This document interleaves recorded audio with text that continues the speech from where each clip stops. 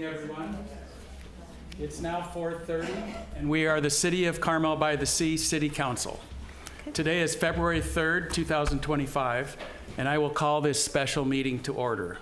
Nova, could we get a roll call, please? Sure. Councilmember Barron? Here. Councilmember Booter? Here. Mayor Pro Tem Delves? Here. Councilmember Dramoff? Here. Mayor Byrd? Here. All are present. Thank you.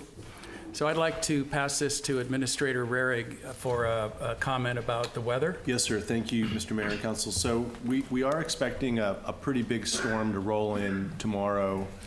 We're prepared, so we're storm prepared, and you'll hear about that from our colleagues here under the first item, just emergency preparedness in general. But if the storm gets too bad, the winds are supposed to be highest right before our meeting starts. Isn't that ironic?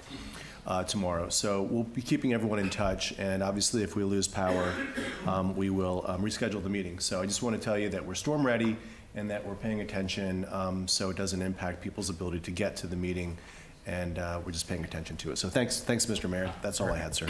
Let's pray for the best.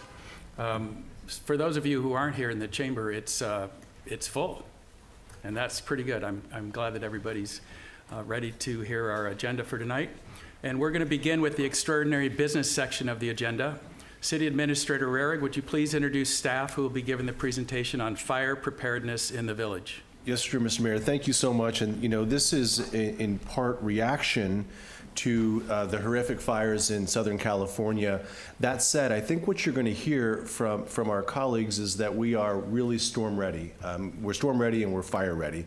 So we'll be hearing from Chief Tomasi, our Police Chief and Director of Public Safety, Chief Miller, our Fire Chief, Jermel Laurie, our building official. The commander may have something to say. We're going to hear from Mary Bilsey, who is our acting Public Works Director, Justin Ono, our City Forester, our intrepid Assistant City Administrator, Brandon Swanson, and Brandon, who did I miss anyone, or does that cover it? So we have a slide deck. Chief Tomasi has some documents at the front of the room, maybe at the back of the room for distribution as well.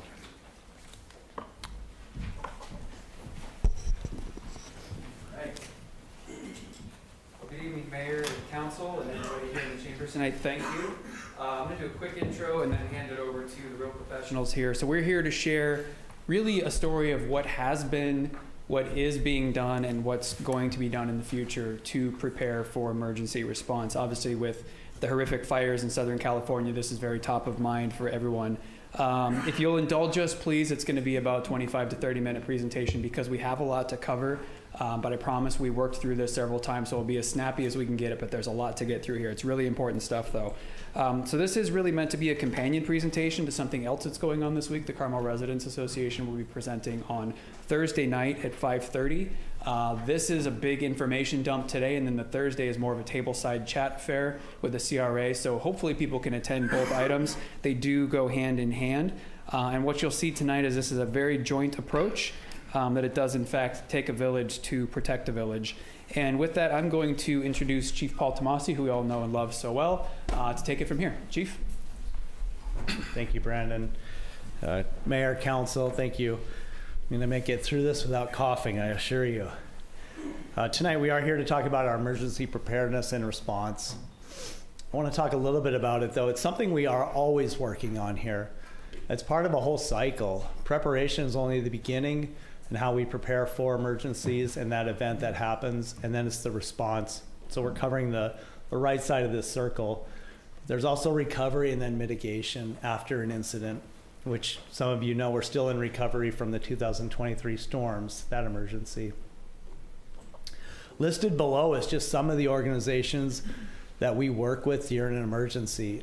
We do not work in a vacuum here. We are small, but we have a lot of resources available to us. And in any emergency, we can reach out to those community partners or regional partners for help and resources. And that's what we do during any emergency. The things that we work on in that preparation phase is training, planning, and equipment. We're constantly training in our departments, each of them, locally and regionally. We're planning for events like tomorrow's storm event. We're already planning for. We know it's coming, but we're also planning for unknown events as well. We're also making sure our equipment's ready and we're ready to go for any emergency. A couple of things I want to highlight in our preparation is a program that was started by Ashley Wright a few years ago, or last year, and we've already run 3 of these. It's Carmel Prepares. I hope that everyone here listening has already attended one of these or both or all 3, where we focus on you being prepared and then share with you how we are also prepared. We have our community partners and our staff talk to the community. One of them is specifically focused on wildfire preparation, and the other one on winter storms and any other emergency that we might be impacted by, like we included earthquakes at the last one. So now we have an event, and it hits here in the city. We have an emergency operations center located in the city, which we can open whenever needed. It's operated by all of the staff who work different stations to manage us through an emergency. We don't work alone. We're connected to all the other EOCs on the peninsula and in the county. We're also connected to the county Department of Emergency Management for information, resource, messaging, and that extends all the way up to the state and the federal level for resources and funds as needed. All of us work under the incident command structure. That's so we're all on the same page. In the early 2000s, the federal government created the National Incident Management System to make sure that any agency coming into our jurisdiction or we go into other jurisdictions, we're all on the same page when we respond to emergencies. It helps with a unified coordination of response. One of the biggest concerns that people have is how are you going to communicate with us in an emergency, especially a fire that's fast moving. We are blessed here to have an air raid siren on top of the fire station. It was previously used by the fire department to notice the volunteer firefighters to respond to the station. We tested this a couple years ago and found that it's quite effective in annoying and waking up and alerting a lot of people. We will not hesitate to use this if we have to wake everybody up in the village. I'm quite confident at 2 a.m. or 3 a.m. it's going to wake up everybody here and probably in Pacific Grove. That, coupled with our police sirens, our fire engine sirens, and our PA systems on our vehicles, I'm confident we can reach almost everybody, if not everybody in this village. We also have a city website which we would put out information on for people in emergencies. But beyond the siren, we have the emergency broadcast system with which everyone is familiar with. It's that annoying tone that you hear on your radio or your TV as they test it monthly. And we have the wireless emergency alert system, which can go straight to your cell phone with an alert. But the thing that we are pushing, and we've been pushing for years as we look to improve our notification system, is Alert Monterey County. I have the QR code up there. I don't know if everybody can use it on their phone, but you can sign up for this. We have sheets set up around the council chambers as well for people to later log in and register. If you are not registered for this, I highly recommend it. This is how we're going to notice you in an emergency. If you hear sirens, start checking your phone, start checking your email for those alert notifications. You can register your cell phone, your home phone, text messages, and email. What type of information are you going to get? You're going to get important information. Things like, what's the emergency happening? What are your evacuation routes? And possibly where are shelter locations that you might need to know. Also on our website, you have our evacuation routes for our village. I'm sure all of us are quite familiar with getting in and out of the village, but do you know alternate routes in and out? It's good to know those because during an emergency, you might have a flooded area or a tree that came down or a fire blocking your primary entry and exit in and out of this village. So know the other areas. One of the resources we also offer during certain emergencies is a temporary assistance center. It's located in the Park Branch Library. It's a gathering place for people in need of information. It's operated by city staff and our volunteers and police service. It can provide you with light snacks, information, maybe charge your cell phone, or even use landlines to connect with loved ones. We are blessed here also to have a lot of volunteers that can help. We have the Carmel-by-the-Sea CERT team, Community Emergency Response Team. We have 20 volunteers who are specially trained in responding to emergencies. They can do rescues, scene security, emergency aid, and notifications. When you combine them with Monterey CERT, Carmel Valley CERT, you have over 100 volunteers who are specifically trained in emergencies who have and continue to help us in emergencies. We're very proud of that team. We also have our volunteers in police service. We have up to 10 volunteers, currently 9, so if anybody's interested, we have an opening. These are community liaisons for the police department. They're trained in traffic control. They can open and operate the warming shelter and also help us with notifications. Again, I mentioned we're always looking to improve, and I can speak for the fire chief and myself and probably staff. Over the last several decades, we've seen a lot of improvements in this area in how we respond to emergencies. So we're looking, and a couple of the ways we're looking to improve in the next year is we're looking at a social media platform. Commander Trayer, who you don't know but you'll meet tomorrow, is working on a social media platform for the police department. I know we're coming to council next month with a policy for that, and should that go through, we will start working on our own social media platform, and the city, I know, is working on theirs as well. We're also working on updating our emergency response plan, which is 20 years old. We're looking at making a better plan, one that's a little bit more succinct to emergencies, one with more hyperlinks that's available on our website for the community to link to outside agencies and our own plan so they can understand what we do and how we do it. And then the last thing I'm talking about is another project for Commander Trayer, which I'm super excited to announce, is we are developing an app-based database for people with disabilities and needs, so we can contact you in an emergency. If we couple this with our already existing Seniors Helping Seniors program, where we contact seniors daily to make sure that they're okay, we can now keep this database updated. So if we have to do an evacuation or we have a long power outage and you need power for your medical equipment, we can get you that assistance you need. So I'm super excited about this, and we hope to have this launched within the month. It's a free program, easy to sign up. You can opt in, you can opt out. Somebody else could sign you up. So if you have a parent in need and you want to sign them up, you'll be able to sign them up for that. So we're really excited about that. So that's what we do here. And I'm going to pass it off to Mary Bilsey in Public Works and Forestry. But before I do, we have some magnets that we put in the back and up front here for you to put on your refrigerator with important emergency phone numbers and contact information for you. So grab one on the way out. Thank you. Good evening, Mayor and members of the council. The Forestry Division, let me just pass that on to the next one. The Forestry Division is dedicated to enhancing the forest resilience and reducing the fire risk. Our team includes a certified master arborist, our city forester, a certified tree worker, a tree climber, as well as 2 tree maintenance workers. We have dedicated staff and forestry equipment focused on tree maintenance.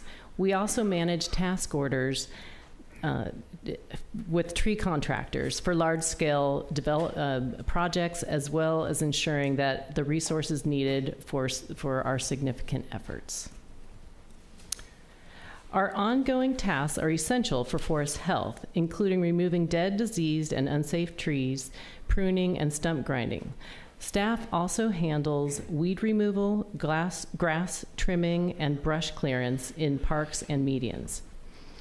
To enhance the backlog of maintenance, we have developed a 3-year catch-up plan, ensuring that we can stay on top of necessary tasks and restore the forest to optimum health. Regular maintenance is vital for the long-term health of our forests. By maintaining the healthy trees and removing the hazards, we're better equipped to prevent fires and ensure forest resilience. Additionally, we're partnered with volunteer groups, including the Friends of Mission Trail Nature Preserve, to help support these efforts and expand our capacity for forest care. Over the past 15 years, significant efforts for fire fuel removal have greatly reduced the risk of wildfires. Maintaining healthy native forests enhance fire resistance. Continued maintenance is critical to preventing the risk from increasing again. Our forestry budget has grown over the past 5 years from $115,000 in 2020-2021 to over $1.4 million in this fiscal year, 2024-2025. About 70% of these funds go towards critical tasks like pruning, tree removal, and understory cleanup, reflecting the city's commitment to forest health and wildfire mitigation. I'd like to pass it over to Justin Ono, our city forester now.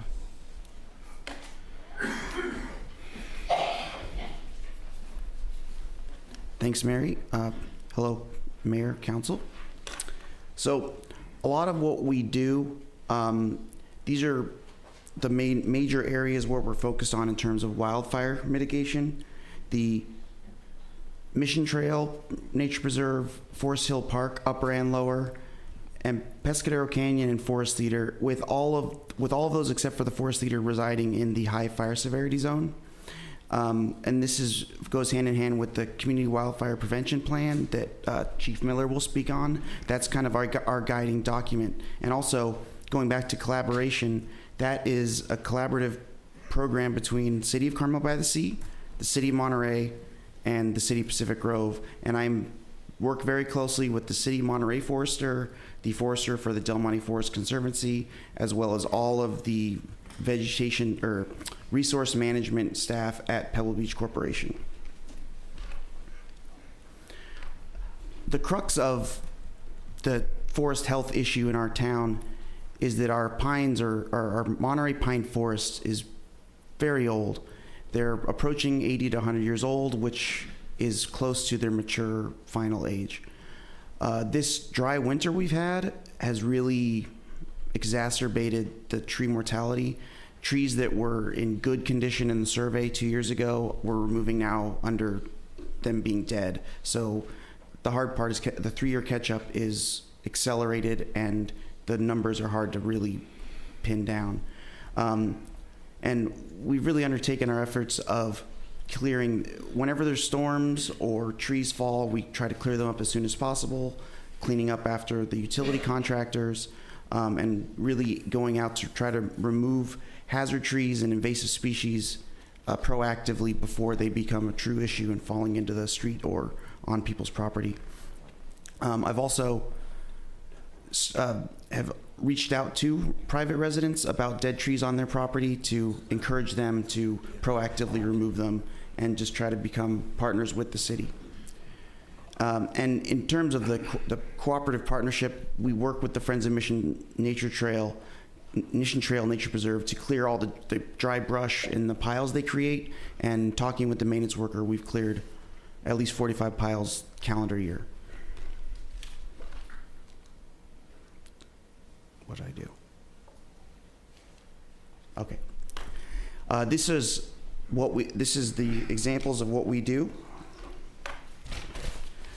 We remove invasive vegetation by hand pulling, grubbing, cutting, and to really reduce the ladder fuels, acacias, French broom, poison hemlock. Those are the species we're primarily targeting.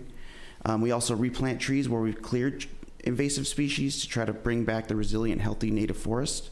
And also we perform fuel maintenance in the parks and medians with weed whacking, brush clearing, and ladder fuel reduction by pruning up to 8 feet.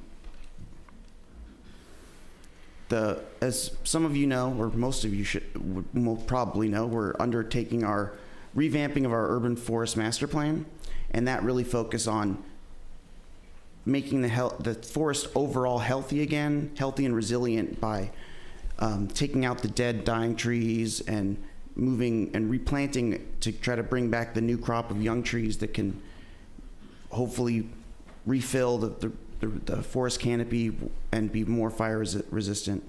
We're aiming for a 1-to-1 replant removal ratio of city trees removed. And also, we are, in the next couple weeks, going to blitz all of the, in the screen that Chief Tomasi showed for the escape routes, we're going to go through and clear the vegetation along all the escape routes in the next couple weeks.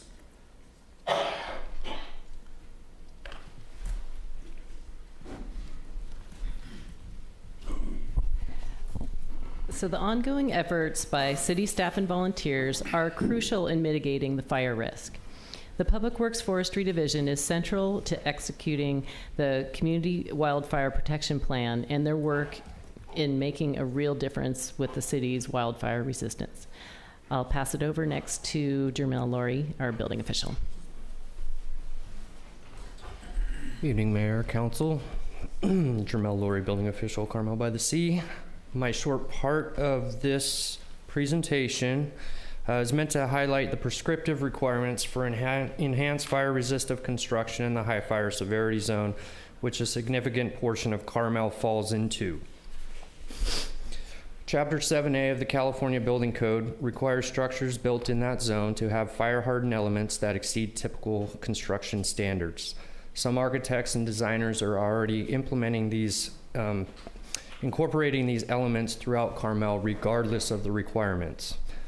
Undergrounding requirements for electrical services and fire sprinkler requirements are more stringent municipal codes that also aid in community safety in the event of a fire. I've provided this complicated table simply to say that there are many types of construction, including non-combustible. Many people have seen pictures of single homes surviving despite entire neighborhoods burning down around them in Southern California. These are due to more stringent construction standards that can be implemented. If you think of the story of the 3 little pigs, you can build your house with sticks or you can build them with bricks. Feel free to contact myself or the building department if you do have any questions about these different types of construction. For existing buildings, I just wanted to give a couple tips about things that you can do on your existing residence. They make a fireproof paint that is known in the construction field as intumescent paint. It is a fireproof paint. There are different chemicals that can be mixed with any color paint to turn it into intumescent paint, so the next time you have your house repainted, you may want to think about that. Fire extinguishers, although they're not required anywhere within the residential code except for during construction, fire extinguishers are always wonderful to have. Many people are aware that there was a fire less than a block from City Hall a few months back, and there was a great gentleman painting the house next door who happened to see the flames, was able to take the fire extinguisher from his job site, jump the fence, run into the house, and put the fire out on the stove. And I have no doubt that he saved several people's homes from burning up that day. So he is absolutely a hero. Smoke alarms. 30% of all failed final inspections that Inspector Dwayne Dauphiné does fail because the smoke alarms do not work. And we are very strict, and we make sure that smoke alarms are working before a permit is finalized out. And last but not least, maintain defensible space around your home.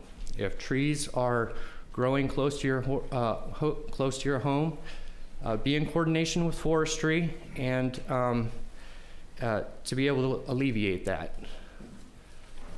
Chief Miller will be following up a little more on defensible space, and I will make way for him. Thank you.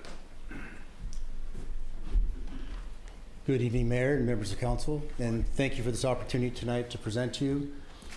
As a fire chief, it gives me great confidence to know that how much you care. And I can also see how much the community cares as well, and I know as does Chip and the city staff. That's half the battle, is just getting everybody together, because we all are looking for the same thing, to protect life and to protect property. And that's what we're here for tonight, and it's nice to have us all on the same team. Got to figure out how to use this when the time comes. Is that my forward? Yep. Okay. So today we're going to talk about the wildfire risk mitigation plans, and then we're also going to talk about some response components and deployment components I think are really important, so the community can understand and have great confidence that the fire department is ready. So Community Wildfire Protection Plan, you refer to as the CWPP.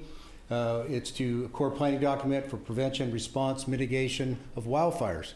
We came to you in August. We brought this to you for your signature. Thank you for signing it. That was completed. And I would say if any of the residents or any of you don't really understand what the plan and what the components of the plan are, you can go on to the city's website or the City of Monterey Fire Department's website, and you can find a link, and the whole plan is there. And I'd suggest and recommend that you look through it, read it. If you have any questions or any concerns, you can always call us at the Fire Prevention Division for the City of Monterey. We have experts on staff that can answer any of your questions or come out to talk to you personally. What is new, though, is our fuel mitigations program. This is something that we built off the Community Wildfire Protection Plan. So think of the Community Wildfire Protection Plan as a planning document, and the Fuels Mitigation Program is the action document. This is it's our action plan for our very high fire severity zones, like we discussed earlier, and I'll show you a map about those later. It tracks the work in progress, work completed, our defensible space inspections, and we've done complete GSI mapping of all of our very high severity zones within the city. Our defensible space inspections, this is something else that we're doing new this year. We started doing them in about, I guess, July of last year.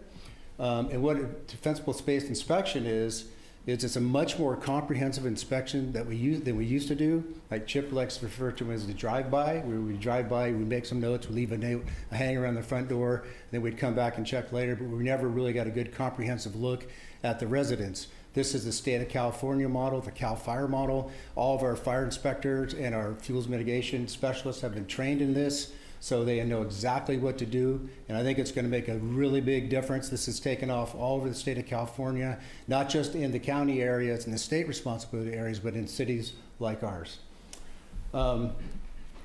So we've hired, like I told you, a fire prevention specialist, and that's all she does. And she's a great asset to our team. She has 30 years of experience, had worked with CAL FIRE. In fact, that's all she did with them, and she worked in Pebble Beach, helped them with their plans to take care of their community. We also hired 3 part-time defensible space inspectors, and we're looking to double that for next year because we had to get the first set on board, get them all trained to a state curriculum. Now they were ready to go, but we've decided that since we now have the tools in play, that we need to expand the program. It also needs to be mentioned that all this was taking place before the fires in Los Angeles. You know, city manager, city staff, police chief, us, your fire department, we talk about this all the time. We've been planning this for years. All these things you're seeing here just didn't happen overnight. This is like years of planning, and now we're able to finally really start moving it forward. So since then, since last year, for the first time, we inspected 22% of all the homes in the very high fire severity zones. Next year, we're looking at doubling that or maybe even tripling it, because once our inspectors are trained and are more competent, they can get through these inspections just a little bit faster. And we're also going to have the engine companies assisting us do those inspections. We've surveyed Mission Trails Park, Pescadero Canyon, and all the open spaces within the city, and I'll talk a little bit more about that later, because I have a map and I want to talk about some collaborative efforts that we've done with like Pebble Beach Community Service District, for instance. And we also have for the first time this year, we have DSI flyers that we sent to all homes in the very high fire severity zone. Give everybody a copy. And they kind of look like this. So everyone in the city in those zones will get one of these. And it's the defensible space. It explains what it is, and it talks about all the things that need to be done. And we're asking that when homeowners get this, that they be proactive and take the time to start working on their house and getting their defensible spaces corrected. So by the time we get there to do the inspections, they're all done. Because what we do is we do a first inspection, then we'll come back and do a second inspection, and then for non-compliance, we have to start moving towards code enforcement. I'm hoping that's not going to be the case. We didn't have that happen last year at all, which was nice. And if anybody gets one of these and is confused or doesn't know what to do, all they need to do is give us a call. We're your fire department. Our fire prevention specialists are available. They'll come out, they'll help you, they'll teach you. We'll do whatever we can because we want the same thing that you want, and that's to protect your home from a wildfire. Big piece of this also is community collaboration. Comply with our defensible space inspections. That's really important. That's kind of the thing that we're asking of the residents because they're part of our team, and that's what's going to make us successful. We ask you to take self-initiative when you get these, and even if you don't live within the very high fire severity zone, I'll show you the map, you can still do these things. So take the initiative, learn about what you can do. In fact, I've already talked to a couple residents tonight in this room tell me the things that they're already doing proactively to get ahead of this thing. So that's the kind of community involvement that we need. Collaboration with our adjoining agencies, Pebble Beach Community Services District, we've done a lot of work with them. Our fire mitigation specialist has met with them, and they've walked Mission Trails Park. They've walked Pescadero Canyon. They've been through all these areas. Even the areas that aren't theirs, they still come to us because, you know, we're adjoining jurisdiction. A fire that starts in Pebble Beach could easily end up in Carmel-by-the-Sea, and Carmel-by-the-Sea could easily end up in, Pebble Beach. So it's really important that we all work together collaboratively, and we all have the same goal. So this is the map. I can't zoom in or anything here because it's a PDF, but so you can see the Pescadero Canyon on the top there. That's the very high fire severity zone within the city. And the Mission Trail Park on the bottom right, that's the other high fire severity zone in the city. This is where we're going to be focusing on all our defensible space inspections in these two areas. We're going to start with the homes that are closest to the wildland-urban interface and then work our way in. So it's a big area. There's a lot of, I think, over 1,000 homes in these two areas combined, and we're hoping to get that completed almost 100% this year, but if not, we'll follow it up next year. But also, we're not just doing these seasonally. You know, this is now a year-round program for the City of Monterey Fire Prevention Division, Fire Prevention Division. Our inspectors and our specialists, they work year-round on this.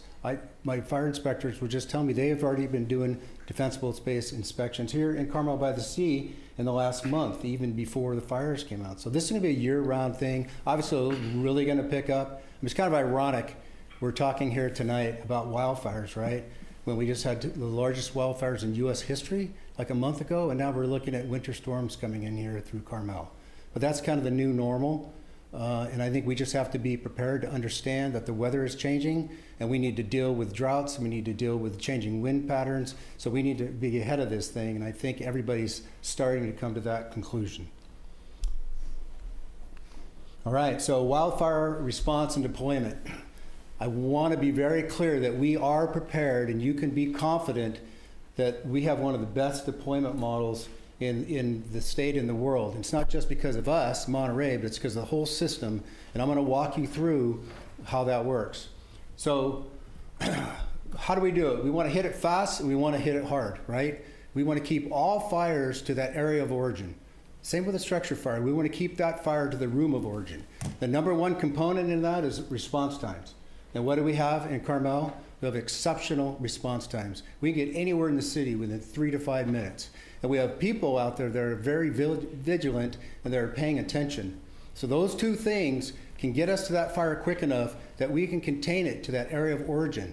We're pretty lucky that we don't have thousands of acres that we have to try to respond to. We have a 1 square mile radius. Pebble Beach has their piece. Cypress Fire Protection District has their piece. And we all have really good response times, Carmel-by-the-Sea being the best. That's like one of the number one things we can do. And we hit it hard. What does that mean?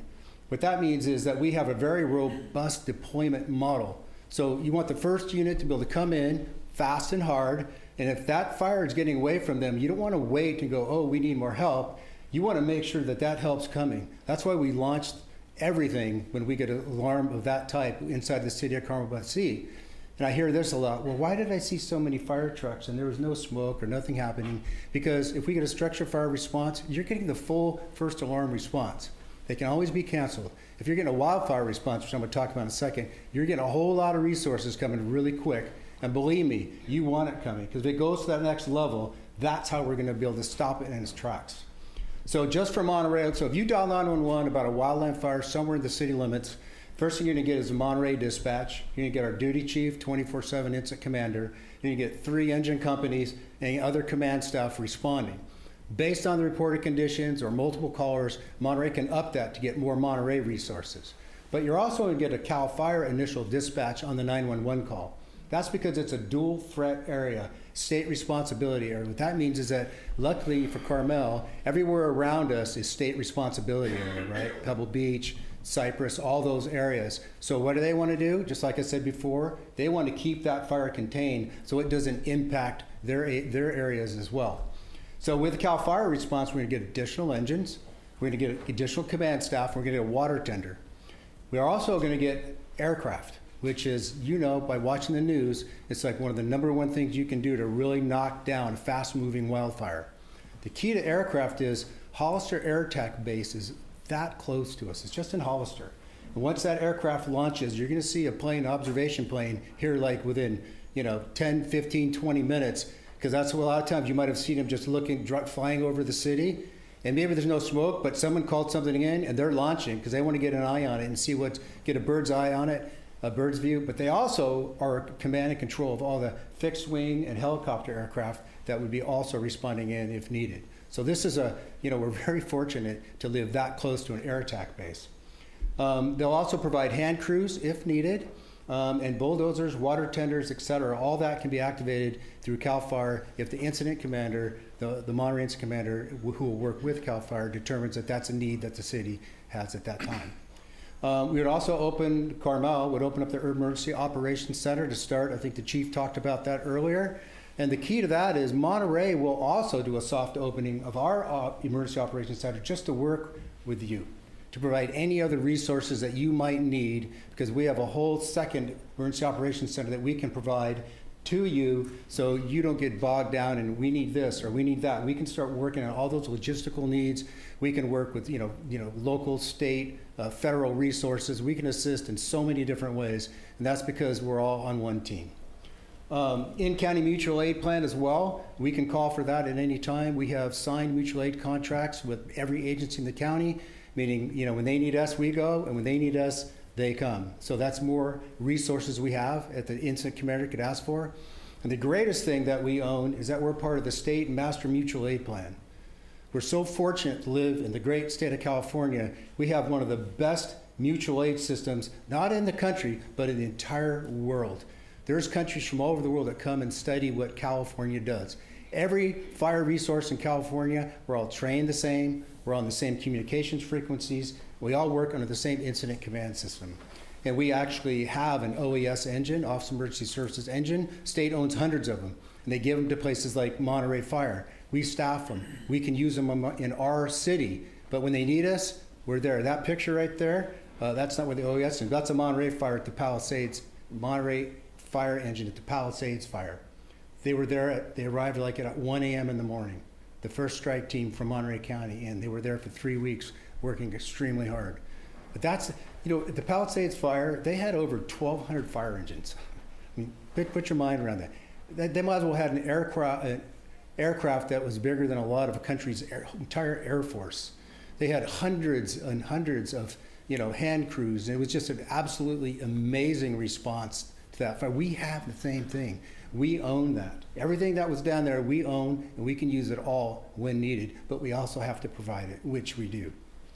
So that's our response and deployment plan. You can feel very confident that it's in place and it's 24/7, 365.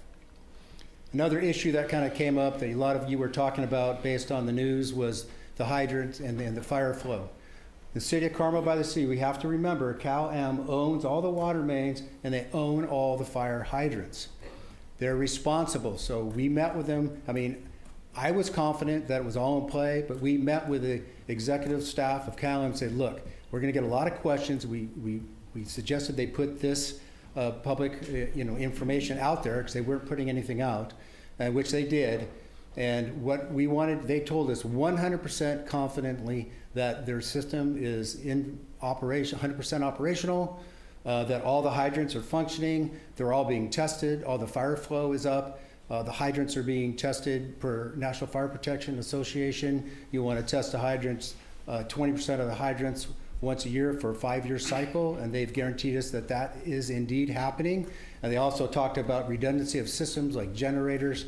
They have water tenders that are on contract that if there is a fire, we do need more water or fire flow for some reason, they have contract water tenders that can come in. So they guaranteed us that they're up and running and ready to go. So that gives hopefully you confidence to know that that's not a real question that we need to be aware of.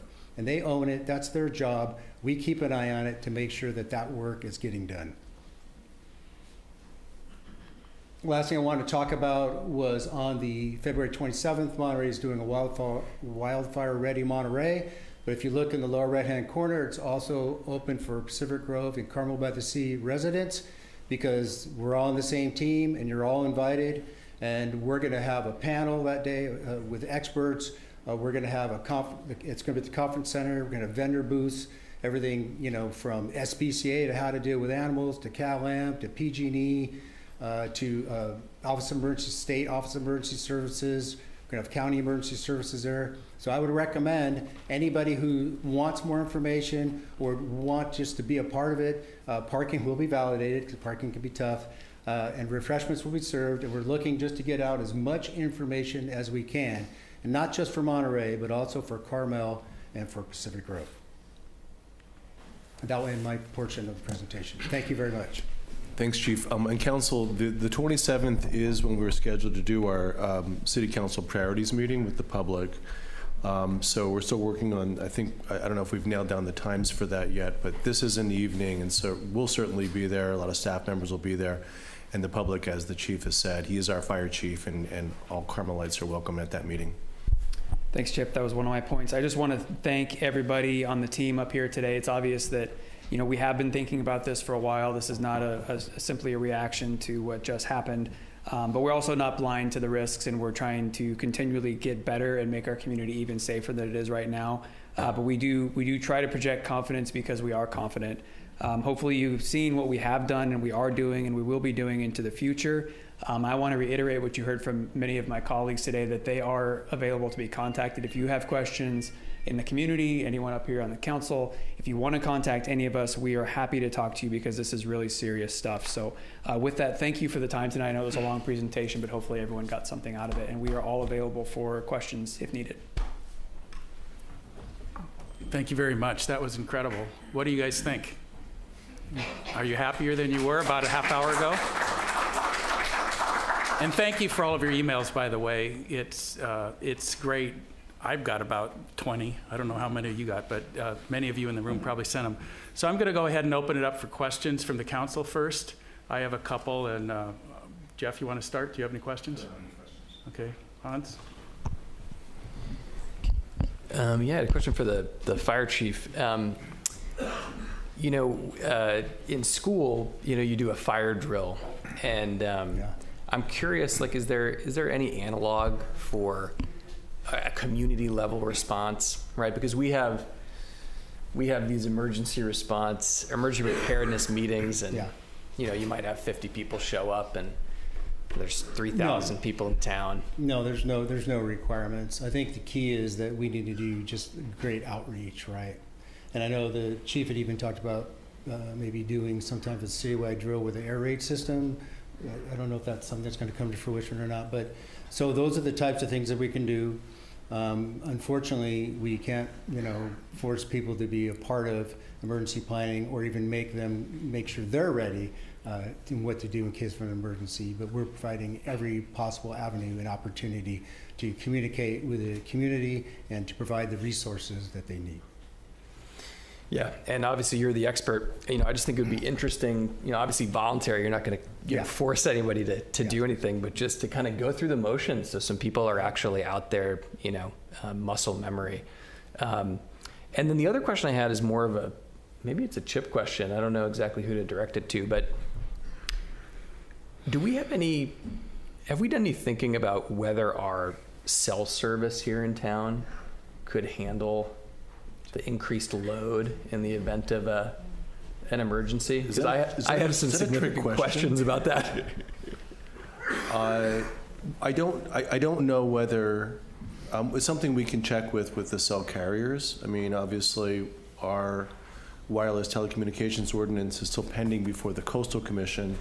I'll check on that, sir. I don't know the answer.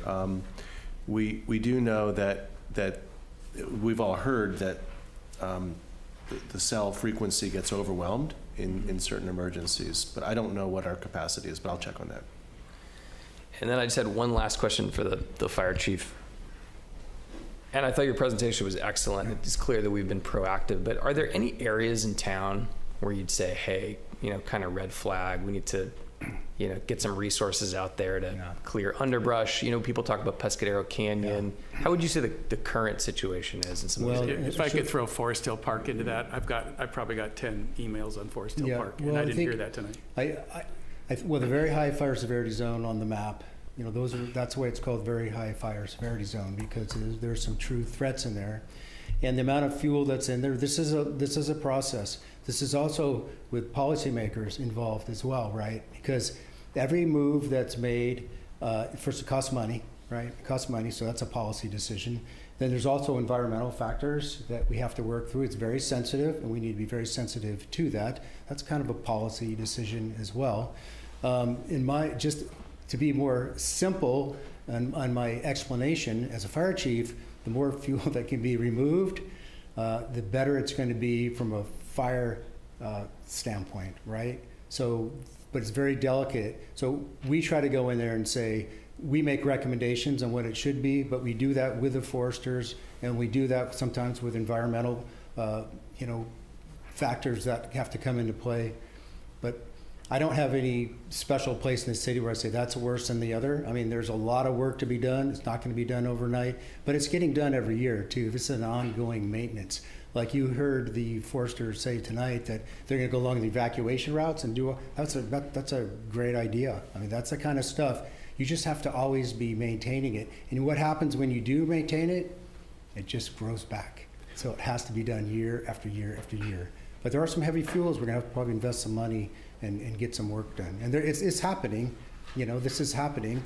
Even our neighbors, Cal Fire through the Pebble Beach Community Services District has done a ton of work on the other side of Pescadero Canyon. They've cleared out a lot of the heavy fuels. They've got goats in there. Our fire staff is talking with Cal Fire. They're going to see if they can bring goats into our side. So there's discussion taking place on all levels, and there's maps that have been GPS that show where all the high fire severity zones are and those extra fuel loads are, and it shows the work that we're doing. So it's kind of a complicated question for the citywide standpoint. Chief, before you sit down, Yeah. I have a question. I get a lot of questions from people everywhere, not understanding Carmel's relationship with Monterey and Monterey Fire and what the status of that is. If you could just maybe do 2 minutes, because we've seen tonight the benefits of having all these resources. The simple thing to be said is that Monterey Fire is Carmel-by-the-Sea Fire. We are the same. We staff your engine company out of your fire station. You own the engine company and you own the fire station, but Monterey staff the engine. But part of this arrangement, this shared service model, is that you are just part of the system, right? So we have almost 100 employees. We have about 80 safety firefighters, and those are all your firefighters. When the Carmel engine responds to a call in Carmel, like a first alarm structure fire, it's getting 3 Monterey engines and a Monterey ladder truck and a Monterey duty chief, just like the Monterey call would get. So this is part of the beauty about being part of the system. Monterey just bought a $2 million ladder truck. That's Carmel's ladder truck. You didn't have to pay anything for it. It comes here when needed, but Carmel doesn't have to own its own $2 million ladder truck. It used to have its own ladder truck, was rarely ever used, so it just didn't make sense. So the shared service model means that if you're in our system, you're just a part of our fire department. It's not the Monterey or the Carmel or the Pacific Grove or the airport or the Navy Postgraduate School. We're all one, and the system surges as needed. And everybody gets the exact same. Like during a storm, we talk about storm events, that kind of, everybody gets overwhelmed. We send one chief to Carmel, one chief to Pacific Grove, and we leave one in Monterey. And so that way they can manage each city like its own little incident, especially during the storms, because they get hit so hard, especially on the coast. So I hope that kind of explains it. It's fantastic. So it's working. Absolutely. It's been working great. That's good. 100%. That's good to hear. Yeah. Thank you very much. Okay, of course. So any questions? Yes, Alessandra. Thank you, Mayor. I have 3 questions for 3 different individuals. Okay. Chief, since you're up, I'll Okay. start with yours. I certainly just appreciate everyone's contribution to this presentation, so thank you for that. As far as Cal-Am and the water, it's unfortunate that they didn't have somebody to come here and ask or answer questions, so I'm going to ask you, maybe you have the answer, maybe you don't. So the question is, in a large-scale situation like what we saw in Los Angeles, what are the backup water sources? Are you aware of that, and what can you tell us about that? Unfortunately, municipal water systems aren't built to manage fires like what you saw in Los Angeles. The municipal water systems are really built to manage structure fires, commercial fires, like a 5,000 gallon per minute commercial fire, right? And even that will draw down on the system. What you had in Los Angeles was just, it's never really happened to that. 18,000 structures burned to the ground. 18,000. Some of those, it's in urban areas, some of those were apartment buildings, churches, grocery stores.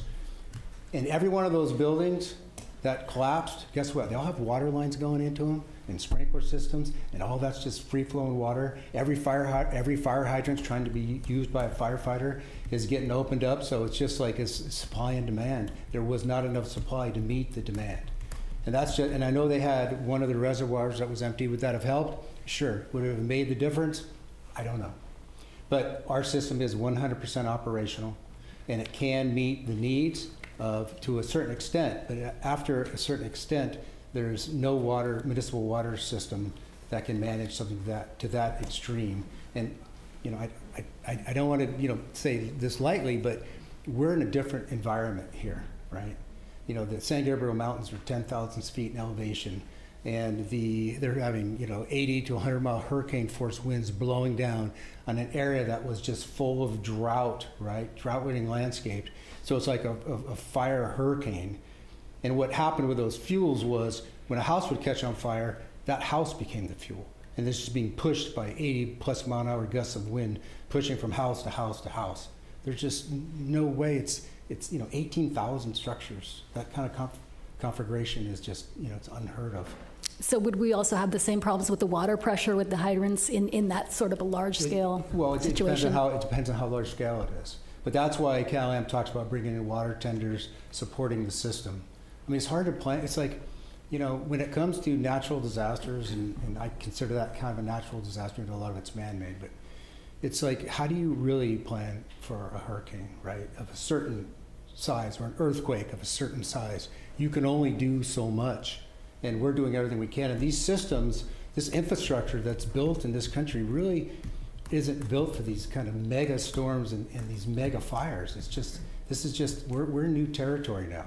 So I will say this, I'm talking too long, but after the San Francisco earthquake, that's one of the things, they ran out of water, because all the water mains break in earthquakes, right? No matter how much water you have, the water mains break, you're done. They put in back then a whole separate cistern system all throughout the city, strategically placed, so fire engines can go there and draft if they needed to get water if the water mains were broken.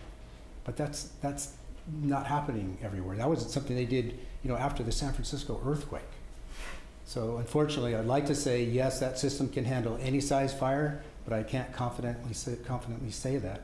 Depends on the size of the conflagration and how much water is needed. But that's why you got aircraft, right? That's why you have helicopters and planes and 1,000 fire engines and everything else that you need. That all bring water with them, by the way. Okay, thank you. And then I think probably Chief Tomasi for the next question I have.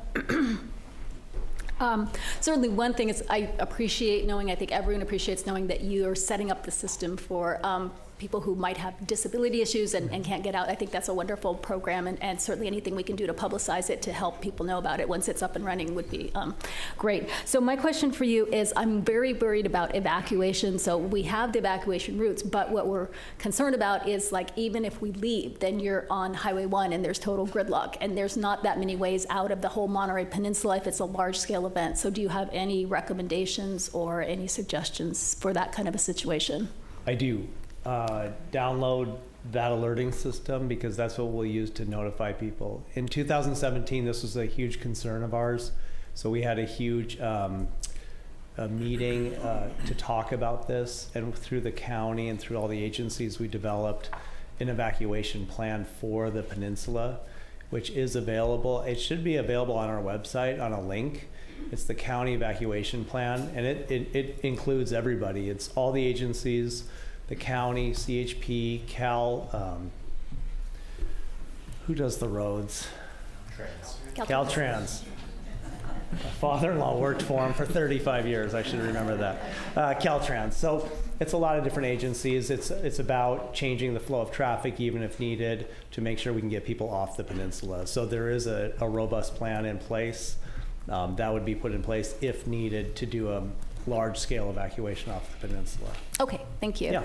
And then Jamel, my last question. I'm not trying to get mad at you for doing this, but you skipped over the picture with the house, and it seemed like there were some important things that people might want to know: roofing, vents, exterior covering, windows, lights, skylights, doors, and decks. If you could just detail some of that. It was, I think it was on the slide. I just wanted to kind of, I just listed those. I didn't want to read them one by one, but those are all the elements in Chapter 7A for the high fire severity zone. So each one of those elements has to have a certain fire rating assembly or listing from the state fire marshal to say that that is an acceptable element or material to be used in that high fire severity zone that is more fire resistant than anything else that you could typically use outside of the fire zone. Okay, can we touch on the roofing, because that's a hot button issue right now with the metal roofs. So what can you tell us about the best roofs that people can have? Well, the city of Carmel-by-the-Sea for a very long time now, long before I got here, has already required a Class A roofing assembly, which is just about the most stringent assembly that you can build for fire-resistant construction. It is not non-combustible materials, but it is the most robust assembly that is the most fire resistant in the event of a fire. And can you give us some examples of that? You know, your typical, well, I'll back up to when you had wood shingle roofs and they were allowed throughout the city. Part of a Class A roof assembly would be you would have a fireproof underlayment on top of the sheeting, and that fireproof underlayment you would put fire-treated wood shakes. So that combined would definitely be more fire resistant than just putting the wood shakes over some felt paper or something like that. That was not fire treated. What about composite roofs? Composite roofs are more fire resistant than wood shake roofs. Even fire treated wood shake roofs over time, especially in the coastal air, that treatment can come out of it and leach out of it over time. But it's kind of the same thing. You have an additional layer of fire resistive material underneath of your asphalt shingles. So it's very, very similar type assembly. Okay, and then one last thing. I heard that some people in the Los Angeles area had sprinklers on their roofs, and that was effective. That sprinkler went off and it actually protected and saved their home in some instances. Mm-hmm. Is that something that you would recommend, or that we might start looking into doing? Well, there are no requirements in the building code for fire sprinkler systems on top of roofs. However, I've heard of people in the Santa Cruz Mountains that have built similar systems for themselves, anecdotally, that have worked. I don't want to talk too much about that. I don't want to get past planning's perspective on that, but I do believe that there are manufacturers who do have these type of systems available. I haven't looked into them personally, so I'd have to do some research to get you better information. Thanks for your help. Appreciate it. You're welcome, Council. Chief Miller, just one question. Batteries. We just had a big battery fire, Yes. And a lot of people in this community have been installing batteries as backup power. And I've had a few questions on that. What concerns do you have about batteries at a small scale on homes? I don't really have concerns about batteries on small scale in homes. They're extremely safe. I have in my house, I have Tesla, battery walls. They're extremely safe. The problem is when they do catch on fire, it's just like an electric car. Electric car catches on fire. The strategy, right, for that is to let it burn, unless there's an exposure somewhere. because you let it completely burn out. There's a thermal run on the cells. You let it completely burn out, just like they did on a large scale in Moss Landing. And then what you do with that, because if you put the fire out or you cool it too much, it really won't put it out. Then you put it on a tow truck, and then it reignites, or they bring it to a tow yard, and then it reignites. So the safe thing is just completely let them burn out. But if you look at everything we have has these batteries, our cell phones, right, our computers, our cars, now our homes, and the rate of fires that are caused by something malfunctioning is really low. I don't have the stats on me today, but if you looked up like the amount of regular, gasoline cars versus electric cars per, 100,000, how many fires they have, it's not even close. So I believe that they're safe, but they're just difficult to extinguish. That's the biggest problem that I find with it. Thank you. You're welcome. All right, I'm going to close the questions, and we're way beyond our time expectation, but way ahead in terms of the information that we got tonight. So I'm not going to have any public comment on here. I'm going to refer you. Oh, you have one now? Well, I have some comment. I was going to wait until after public comment, but if we're not going to do public comment, then you sure? It's on the agenda. Okay, I'd ask Chip. Okay. So I'll wait until after public Okay. comment then. So I have to listen to my counsel here. Yes, it's an agenda item, so we should allow public comment. I'd ask Chip. Okay, that's good. All right, so we're going to open it up to the public, and I have some statements I have to read regarding that. Before we start, how many people plan on making a comment on this subject? Because we're going to have a public comment section on the general public comment, so that's not what this is. This is just about this subject. So we have about 4 or 5? Okay. There's one hand on Zoom. Pardon? There's one hand raised One hand on Zoom. Okay. So each speaker is going to be limited to 3 minutes. While stating your name is not required, it helps us identify speakers in the meeting minutes. Please form a line at the podium so we can keep this moving. And under the Brown Act, public comments on non-agenda items must relate to subject matter jurisdiction of the legislative body. In this case, it's going to relate to this item. So let's go ahead and line up. And Carolyn, would you like to get started? Since I'm first right at the microphone, since I'm in control of the microphone. Yes, thank you. Carolyn Hardy. I live on an evacuation zone street. And I'm near the city limit on 7th Avenue. So most of 7th Avenue as the evacuation zone is actually in the county. But it would be nice if, and maybe the powers that be can work with the county on improving the condition of the road. Because it's, even by my house, it's basically a single lane street. And as you cross Forest and go eastward on 7th, it is one of the worst conditioned streets.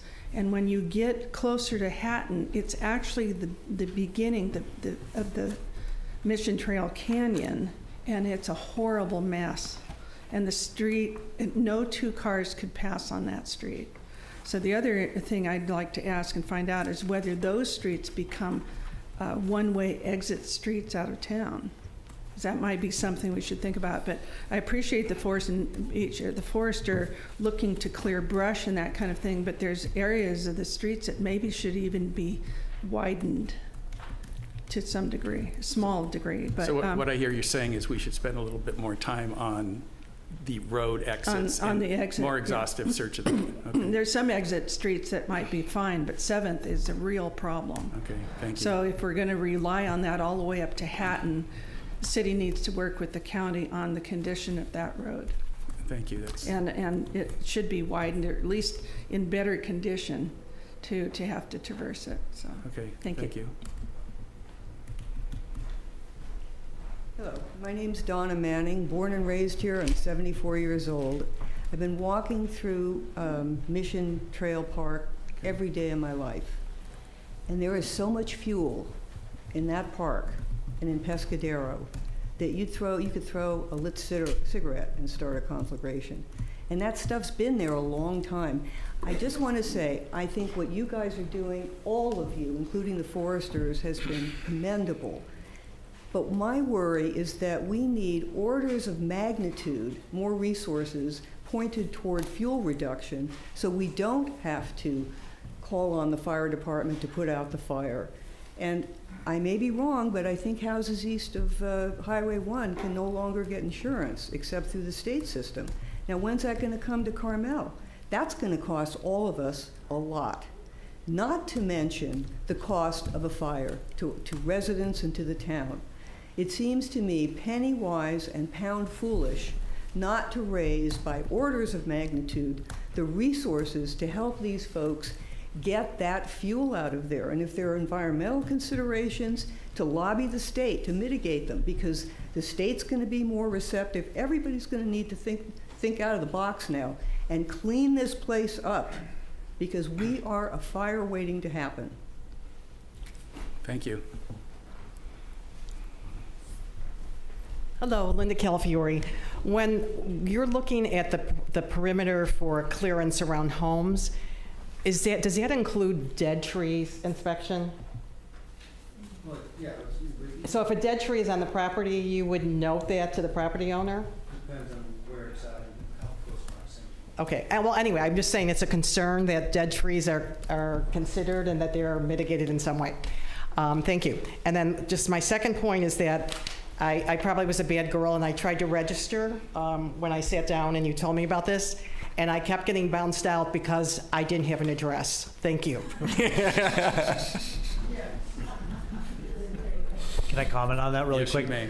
Yeah, that's a good point. Register yourself, your address as Carmel-by-the-Sea.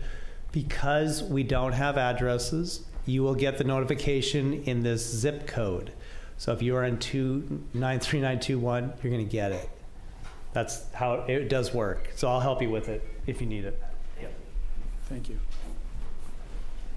Mr. Mayor and members of council, my name is Chris Hardy. I'm a resident on Monteverde between 2nd and 3rd. I haven't been up before council for a number of years, and I welcome the new members. Thank you.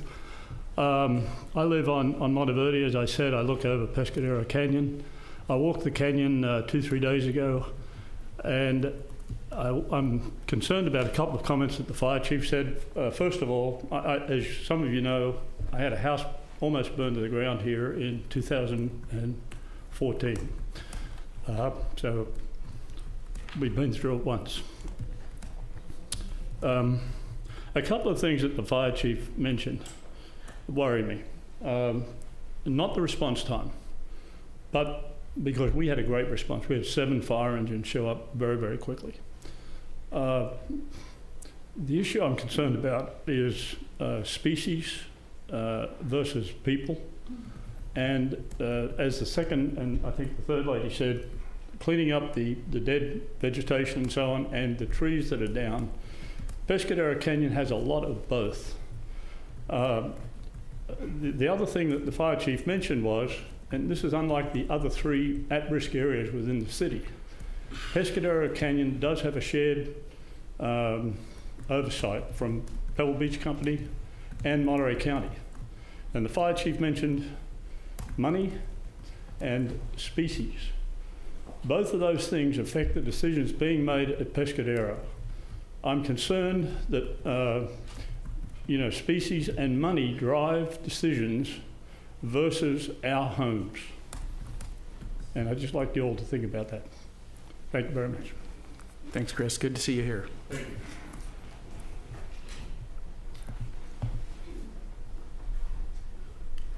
This is my question. As we know, there is a large population in Carmel that is older, that does not drive.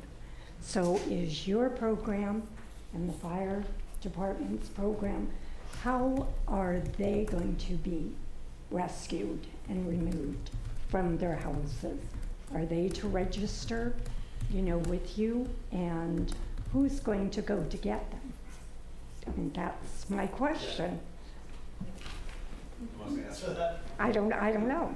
I'm concerned. There are an awful lot of older people. We'll answer questions at the end of the... Pardon me?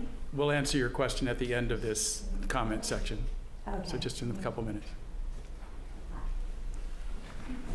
Good evening, Laura Bowling. Thank you so much for a terrific presentation. That was so informative. I live on Lincoln 4, southwest of 10th, and in sort of the 2 or 3 block area, gosh, I would say 25 houses out of 30 have no one living there. What happens in the event of a major fire episode when I'm there, I'm home, I'm ready to call and make sure everything's fine, but I have no way of knowing who all my neighbors are and what would be the protocol for, I mean, I guess you guys would just take over, but I worry about it both for elderly people and for fire, that there are so many second homeowners. The other comment I wanted to make was, as a board member of Friends of Mission Trail Nature Preserve, our exclusive focus is on removing invasives to create a resilient forest, because that's one of the most important things we can do to protect our neighbors, and fire fuel abatement. And we have a great partnership with the city in terms of removing that fire fuel.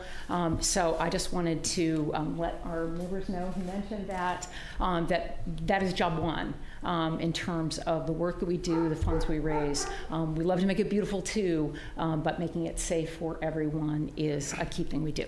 So thank you. And you do an amazing job of it, and we appreciate it. Thank you. Good evening, Mr. Mayor, City Council members. My name is Marianne Schicketanz. Thank you for the hard follow-up questions tonight. I think that we all know that this is really a fire trap, this town. And in terms of evacuation routes, with Santa Ana winds blowing from the east, a fire coming over the highway from the east, I really don't know how this evacuation plan that's currently in place is supposed to work. So I would encourage you to please think about an evacuation plan that excludes the highway, basically a safe zone like you would have in a high-rise where you can go if a fire blows across the highway from the east. In terms of water that has come up, so I'm an architect, so we are currently installing individual exterior water sprinklers on every single project that we are doing. There's a company called Frontline Fire that installs those. Ideally, you also have your own water source, somewhere underground on the property. That would help. AIA Monterey Bay has done a lot of work, the code committee, so if you want a separate presentation on how to on all of these systems, there's a committee, AIA committee. They are very knowledgeable and they've done a lot of work on that, and I think that you would benefit from a presentation of theirs. So taking all the measures to actually protect the house and not have the fire leapfrog from one building to the others with embers burning down, I think should be the city leadership's highest priority. A Class A roof doesn't do anything, so that's an old code requirement from I don't know how many years ago and does not hold up at all for the demands that we see right now. Metal and concrete roofs are one part of fireproofing a home. And this is should not only be permitted, but should be encouraged. Ordinances and building codes have always put life and safety of the citizens as their highest priority. And as an architect, for example, for the original Barrett residence, it is incomprehensible to me that a metal roof was denied on this particular building. It's a building that sits in a gully, surrounded by high trees. It will have burning embers and tree branches raining down on that house. That house should have a metal roof. Asphalt shingles should be discouraged. While they are very fire resistant, they are a petroleum product and very toxic when they burn. They release a complex brew of contaminants, including carcinogenic hydrocarbons, into the air and into the soil and into the water. So the materials that are considered for building a house, what you should also consider is Marianne, how they burn. Your time is up. Thank you. Okay. Great comments. Thanks. Okay. Thank you.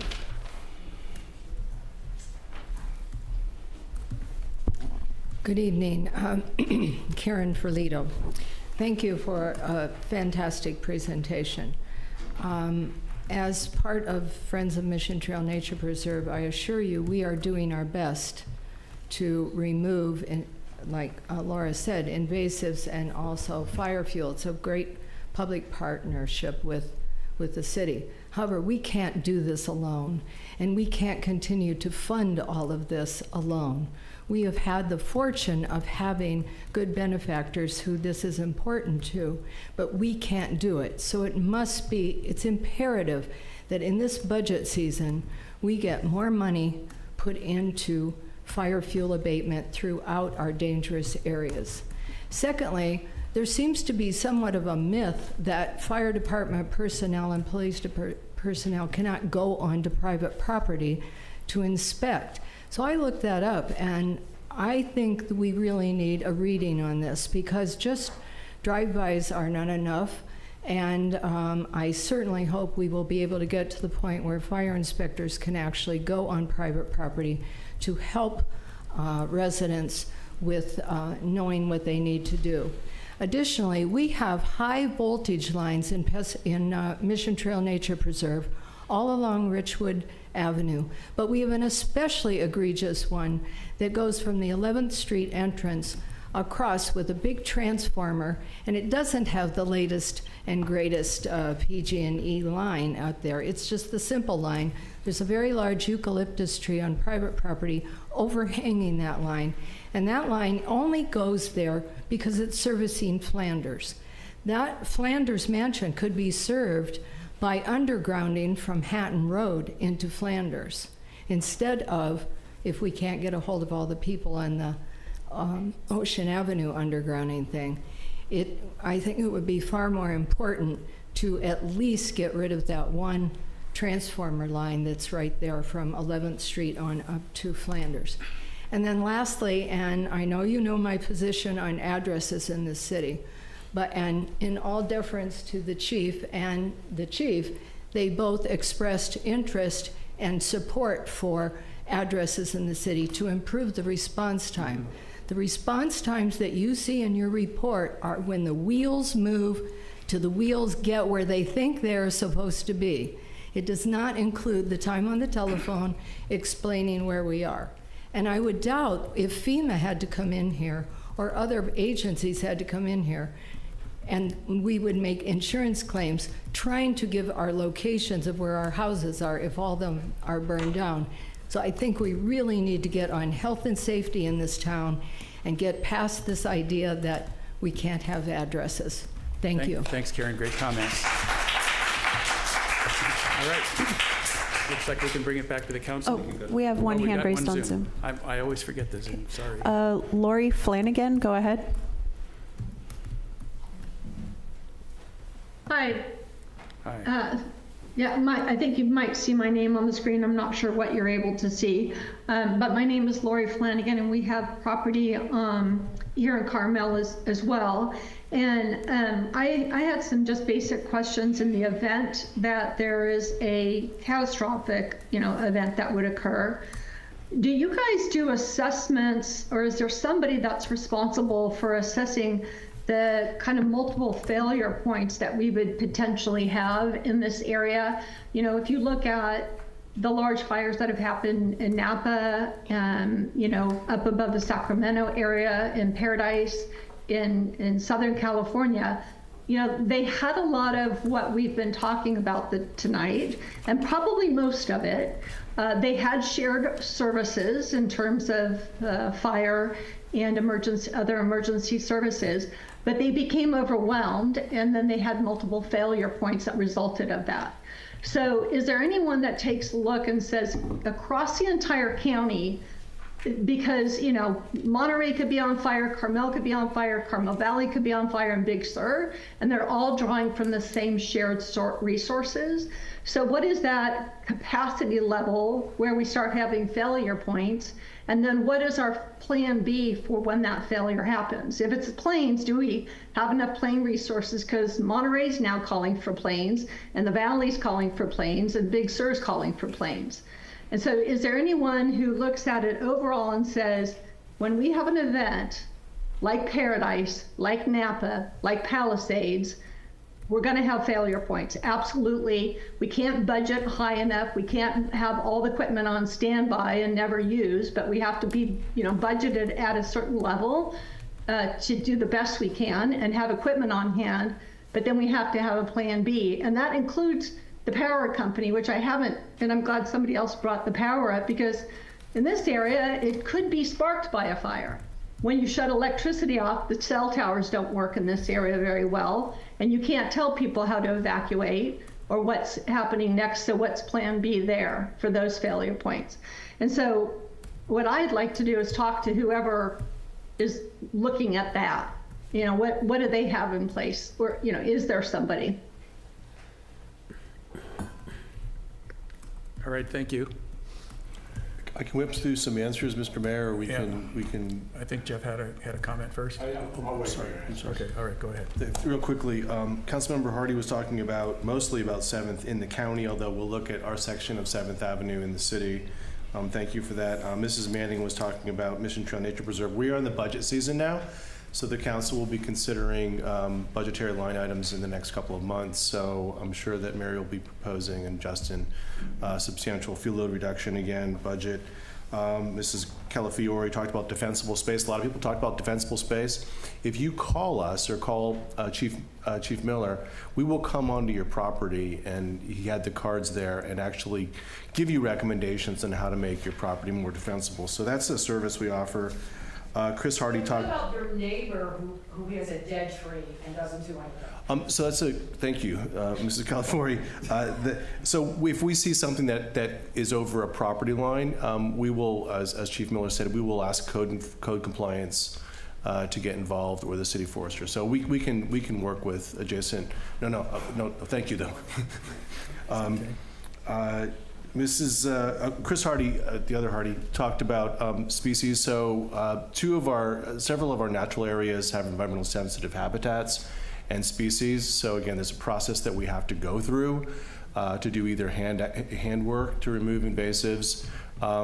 We've heard from shepherds and shepherdesses that our side of Pescadero is too steep for goats. I'd be happy to hire goats to help mow down the invasives and plants in Pescadero, so we'll work on that. We can't use them in Mission Trail Nature Preserve because their droppings actually spread the invasive seeds, so it actually gets worse. So it's something we've looked at before. Mrs. Bowling talked about vacant homes. Again, the program that the chief talked about, Chief Tomasi talked about, which is the Alliance for Individuals with Disabilities. You don't have to have a disability to be on that program. So again, if you're a shut-in or elderly, we can get you signed up for that program. And we can also do outreach to vacant properties. So we don't just drop things off at doorsteps. We actually contact property owners where their tax bills are sent. So hopefully we can begin that communication on property management communication. Mary Ann Chicotan's talked about the safe evacuation routes. I mean, I think that the chiefs would recommend that there's a fire racing down the hill, maybe go toward the ocean. The beach is a safe refuge place. We cannot use seawater, I would imagine, in our fire engine pumps because of the materials and sand in the water. Again, Councilmember Felita talked about budgeting in the fire season, so we can do that. And Ms. Flanagan talked about I think areas outside the city. But again, as Chief Miller said, this is a cooperative organism. So again, we're working with our agency partners in our sibling agencies. And again, this is a conversation that's not just tonight.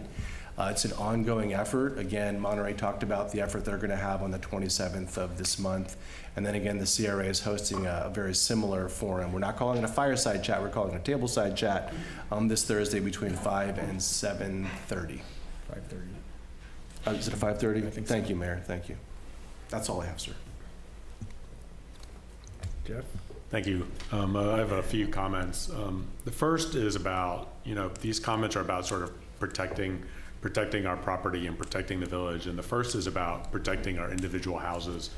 Linda Calafiore and Karen talked about inspections in the very high fire severity zone. I actually had one of those, and the reason that I was fortunate enough was that I ran into the inspector on my street one Saturday afternoon, and she volunteered and she came in and she took pictures and she gave us a report.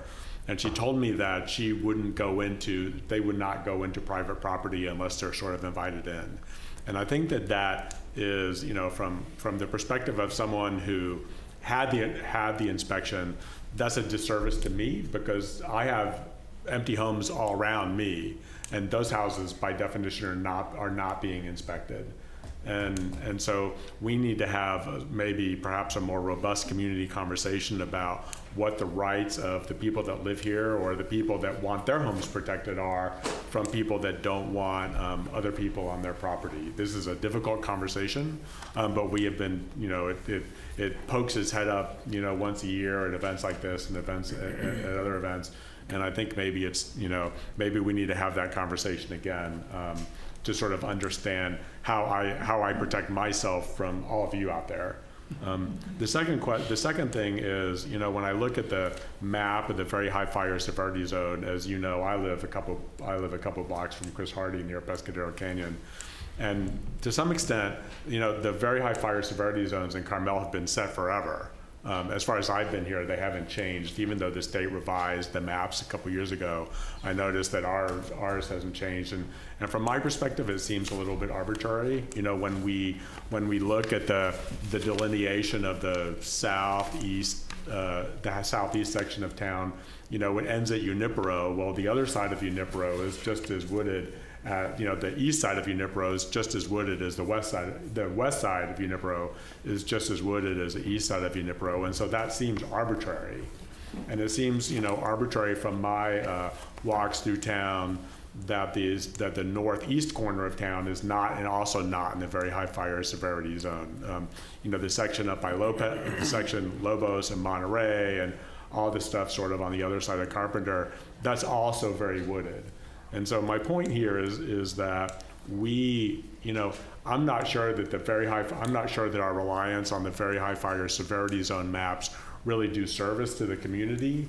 We had a conversation a couple of years ago when we were talking about passing the state building code, whether we needed to include all of the town in the sort of very high fire severity zone classification. And I don't believe we took that action, but we may need to sort of evaluate where those boundaries are. And also what we do, a lot of those boundaries, if you notice in the maps that the chiefs handed out, those boundaries seem to end at the city limit. And obviously, the very high fire severity zone extends past the city limit, in all of those directions. And what we can do, how, if possible, we can work with sort of neighboring agencies, the county or whoever it is, the Pebble Beach Community Services District or whatever, even though some of these houses are not in the Pebble Beach Community Services District, to sort of protect the properties inside the community from the properties outside the community. And that's kind of a harsh way of saying it. But I think there's some coordination there that would probably serve us well. And finally, the subject of insurance has come up a lot. I am fortunate; I still have my insurance. At least as of this morning, I still had my insurance. But I know that there are people in town. Someone mentioned that people out of town are being canceled. I know that there are people in town that have been canceled. So it's coming here, and it would be worthwhile. And this could very well, I'm talking to you, this could very well be a fool's errand, but I think it's worthwhile to sort of send out some feelers to try and figure out if there's a way we can protect the insurance policies of everybody in our community, in terms of, and obviously if, to use my example, if State Farm is withdrawing from the entire state, there's not a lot we can do.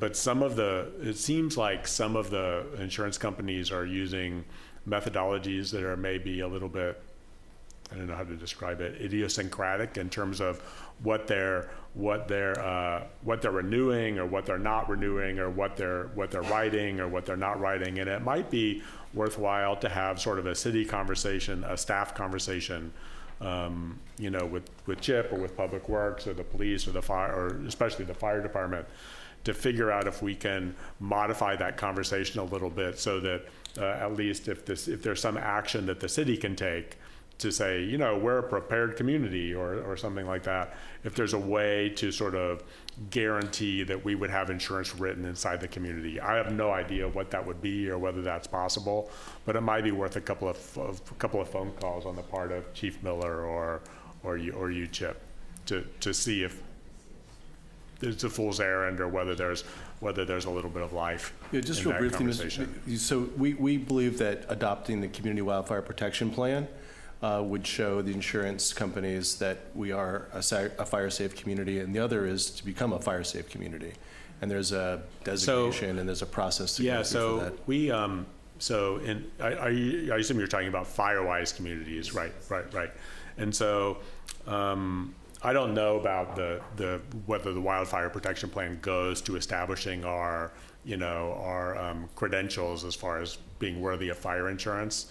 When the Fire-wise, I see the CERT people are gone. When the Fire-wise stuff came up, Fire-wise is a really intensive, if you've looked at the Fire-wise program is a very intensive, sort of rural type program meant to that whole neighborhoods or small neighborhoods get together, like communities, like out on the cul-de-sac in Carmel Valley, get together to sort of protect their homes, like what they do as a community. And when we looked at it, my impression when we looked at it a number of years ago was that communities like ours, where we have a significant number of empty homes, it's a really active program. And I was never quite sure, we're having trouble getting people to inspect second homes, much less getting second homeowners to participate in something that is a very sort of rigorous, very time-consuming fire protection program, where in our case the houses are literally on top of one another, and every bit of work makes a difference. Like there's literally no slack in what we can do here. Like everyone has to cooperate, or we're all sort of in the fire together. So I don't know how that would work. It might be worthwhile. It might be worth experimenting. Exploring that a little bit. But I was not. Yeah. Thank you. Second homeowner subject is important. I think it needs to be looked at. Make a note of that, please. So thanks everybody for being here for that session, and the CERT people have left, but we really want to thank them. I'm a inactive CERT member, and it's unbelievable program, and the dedication they have is incredible. And thank you, chiefs, for being here for this as well. So now it is time for public appearances, and this is 4 items that are not on the agenda tonight. And with the Brown Act, we're unable to take action or engage in extended conversation on non-agenda items, but we certainly could follow up. Staff can maybe be directed to look into it after your comments. And if you're attending remotely, please put up your hand now. How many comments are we going to have for the public, this regular public comments? Okay, Mary Ann. And we have no one so far online, so go ahead and come up. I just want to use this time as a suggestion of all the things that you have just mentioned and some more. I think it's time to put conditions of approval on every permit, because a lot of people, also second homeowners, want remodels of their houses. And I think having all these fire conditions, like clearing your property, maintaining your trees, removing invasive species, or making your house fireproof, could be a condition of approval of any alteration to your home that you're seeking. All right, thank you. Interesting idea. All right, no hands up. Oh, Karen, go ahead. Karen Ferlito, that brings up something. Sometimes you have to have an opt-out program. And if we made it, everybody was subject to fire inspections unless you opted out, that might catch a lot of the things that we're struggling with tonight, because a lot of people wouldn't even know about opting out, yeah. And they might have to give a very good reason for going into that opt-out. And I think what Mary Ann just said about advice when anyone comes for a permit, that's the only time you actually have their attention fully focused on something is the time to remove encroachments, to advise them about a fire-wise community, things that they can do to keep their property safe, because you're only as safe as your neighbor, really. And we've got a lot of work to do to really become a fire-wise community. Thank you. Thank you. Yeah, Jeff's point woke me up. Got to pay attention to your neighbors. All right, we're gonna close. Oh, we got a hand up. Cindy, late hand up, but go ahead, Cindy. Thank you very much, Mayor Byrne, members of the council and city staff. My name is Cindy Lloyd. I want to say thank you to whomever does the visual part of the meetings. It is so wonderful to be able to stay home and to see everybody at the city council meeting, see all the speakers face up. It's actually preferable to sitting in the city hall. I stayed home today because it's so cold, and I'm just thrilled to see the chamber so full. But at any rate, please thank whomever gets to do the cameras. And I know next on the fixing is the audio, because it is still so muffled and intermittent listening from home. So thank you very much. And by the way, that was a fantastic fire preparedness presentation by everybody involved. Thank you. Thank you, Sydney. All right, I think that ends public comment, and I'm going to bring it back here. We're on to the orders of business now, and there's an agenda item related to city council meetings, orders of council, agenda packets, and I'm going to table that for tonight, and we're going to push that off to the March meeting. There's no time sensitivity with that subject, and just to keep things moving here, we're going to do that. And that takes us to the consent agenda. These items are routine and typically do not require discussion. However, any council member or member of the public may request that any of these items can be pulled for separate consideration. I'm going to go ahead and read through these. We decided that might be a good approach. So we've got the January 7th and 13th special meeting minutes and the January 14th regular meeting minutes. That's item number 1. Item number 2 is the December monthly reports. Number 3 is the December check register summary.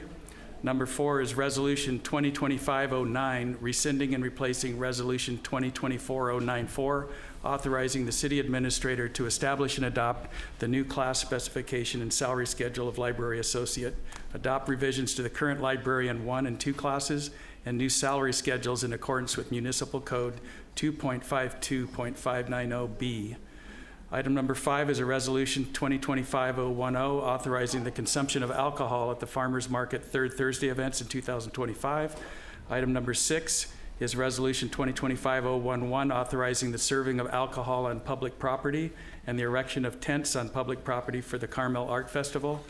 And the final one, item number 7, is Resolution 2025-012, authorizing a refund of design study application fees associated with DS 24-331 Susco in the amount of $1,869.75 to Holdren Litsky Architecture. Before we proceed, does any council member wish to pull an item? I see nobody responding. And so but are there any members of the public that would like to pull any of those 7 items? Hearing none, I'll entertain a motion to approve the consent agenda as presented. I'll second it. Okay, we had a motion and a second? I don't think we have a motion yet. Okay, we need a motion? I'll make a motion to approve the consent agenda. Okay. Oh, I'm sorry. You got ahead of us. We appreciate it. Just All trying right. to move things along. All right. Nova, can you take roll call, please? Sure. Councilmember Barron? Yes. Councilmember Buder? Yes. Mayor Pro Tem Delves? Yes. Councilmember Dramoff? Yes. Mayor Byrne? Yes. Motion carries. Would you like to take a quick break before we get to because the next section's about an hour long? Yeah, we're going to take a break. Okay, we're going to take a quick bio break, but we'll all be back here at 6:20 sharp. All right, thank you.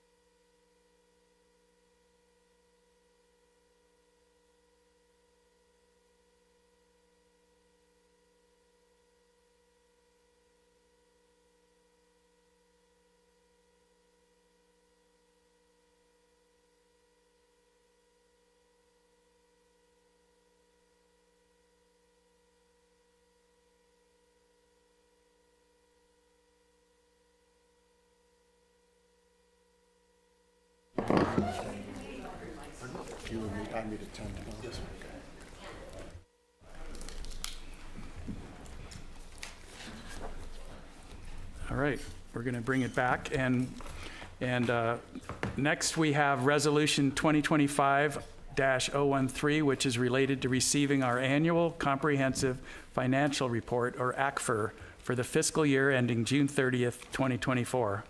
And I'm excited to ask Chip to kick this off, please. Yeah, thank you, Mr. Mayor. This is, well, it's always good news when there's good news, right? And so this is our annual comprehensive financial report. We have the firm of Siobhan and Associates. Sheldon, the principal and owner, is here to present. Jamie, you have a couple slides to talk about. There's always an opportunity to educate the public, so Jamie took the time to put together a handful of slides to talk about what an ACFR is, and then Sheldon will get into the specifics of, because Sheldon is an independent auditor. So again, if he he's not our friend, so if he's looking for issues, and if he identifies them, then we see those as in the report as problem areas, and we look to address them. We're really proud that I think the last 8 or 9 years we haven't had any issues, and so again, that's rewarding to show that our enterprise is doing a good job with the taxpayers' money, with the people's money. And no findings. And we also have received a GFOA, which is a government, I think you're going to talk about that, an award for transparency in reporting. Well, good evening, Mayor and members of the council. So I'm just going to do a real quick introduction and then hand it over to the auditors. And this is cut down to about a third of what I'd actually prepared. So I just wanted to point out, what is ACFR? First of all, the purpose of an ACFR is that financial transparency is essential to good government. An ACFR is the annual comprehensive financial report. It's the city's audit report. The format of the ACFR has been created and added to over the years by the Accounting Oversight Board. We don't get to figure out how to do it. And the intention is to provide all the information that a financial statement reader would need in order to understand the operations of the governmental unit. So there's basically 3 parts to an ACFR. There's an introductory section, there's a financial section, and there's a statistical section. And this is really important because it's so darn long, you can kind of get lost in it in the weeds. And so if you understand that structure ahead of time, it'll help to guide you. The introductory section has a letter of transmittal, a list of principal officials, an organizational chart, and it's something that we, the city, put together. It's a lot like a staff report, except that it's permanently folded in with the ACFR and available for review at all times. It goes with a published document. The next section is the financial section. The financial section is produced by the independent external accounting firm. It represents the results of their independent review of the financial operations of the city. It contains their audit opinion. It also contains the management discussion and analysis, and that's very similar to the same one that you would see in the financial reports for a public company. And that's no accident, because they're trying to inform the citizens just like the shareholders are wanting to be informed. The last section of the report is the statistical section. That is something that we produce in conjunction with the auditors. They take a look at it, but don't render an opinion. And this is a very good place to see trends, because the tables at the back have 5 to 10 years in them, so you can see year after year side by side, which is something you can't always see in the financials. So I'd invite you to make it to the back. This is one of the only places that you can see like the breakout of large property values in the city, the breakout of large employers in the city. So it's really kind of a snapshot of some information you don't otherwise get to see. They also are some nice operating indicators in those about functions and services at the very back. You get a monthly report of some of these indicators, but this is looking at a year and year-over-year activity of those indicators. So, in conclusion, Government Accounting Standards Board, GASB, has established these required reporting forms. They're designed so that the average person can be able to read and get answers to questions. Unfortunately, because they're trying to answer every possible question. These forms are very long. But I would advise that folks take the time to read them together with the city's budget book, because that is the best way for you to understand exactly what the city is doing with in its operations. So that is a super high level of an aquifer. And with that, I'd like to introduce Sheldon Siobhan, CPA, who's a managing partner for Siobhan and Associates LLP, and has been auditing local governments since 1998. Based in the Bay Area, Siobhan and Associates is providing a full range of auditing, accounting, and consulting services, and has been doing that since 2009. They performed the city's fiscal year 2023 to 2024 audit as required to issue an opinion on the city's financial statements. And with that, I will turn it over to Mr. Siobhan.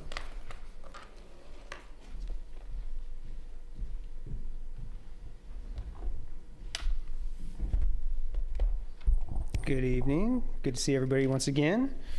And if you're a new council member and I don't recognize you, good to see you for the first time. June 30, 2024 audit's always a history lesson, right? And I appreciate the great introduction and presentation on the aquifer, because really, it's a very complex document, and it's something really that probably mostly CPAs understand, right? So for the common person to get in there and read the document, get all the way back to page 146 and go, okay, that was informative, that's actually an achievement in my mind, right? I'm biased because I am a CPA and I enjoy reading these documents and preparing them over and over again. Probably prepared 1,000 of these documents. So here we go, June 30, 2024 audit presentation.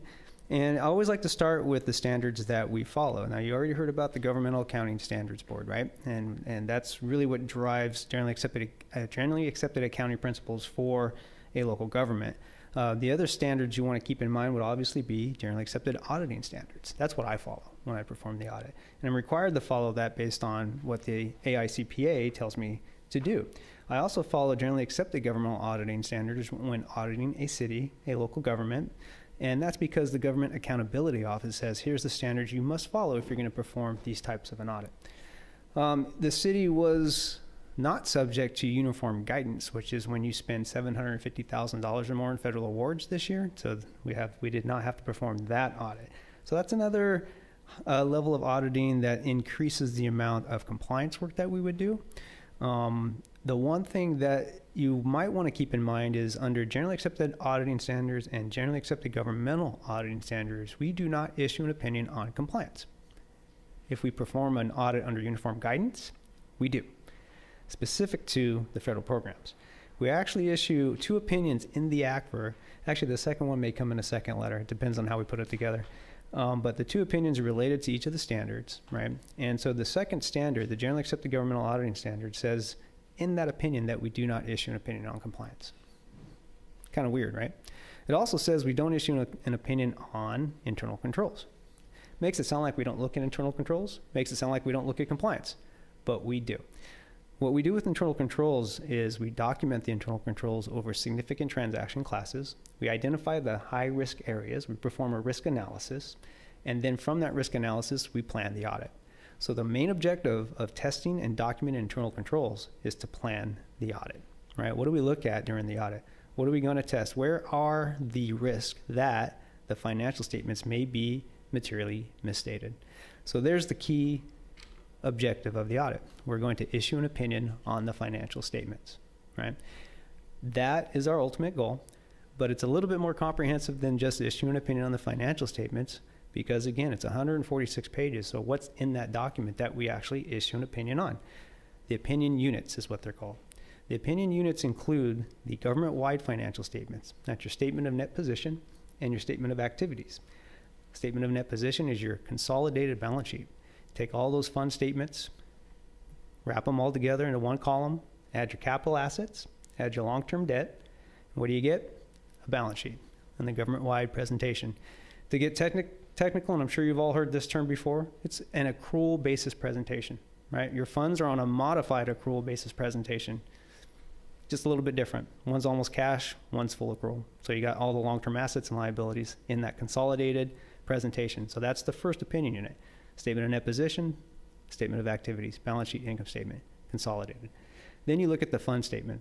Well, what kind of funds do you have? Well, you can have multiple major funds. There's a whole criteria behind determining what's a major fund and what's not.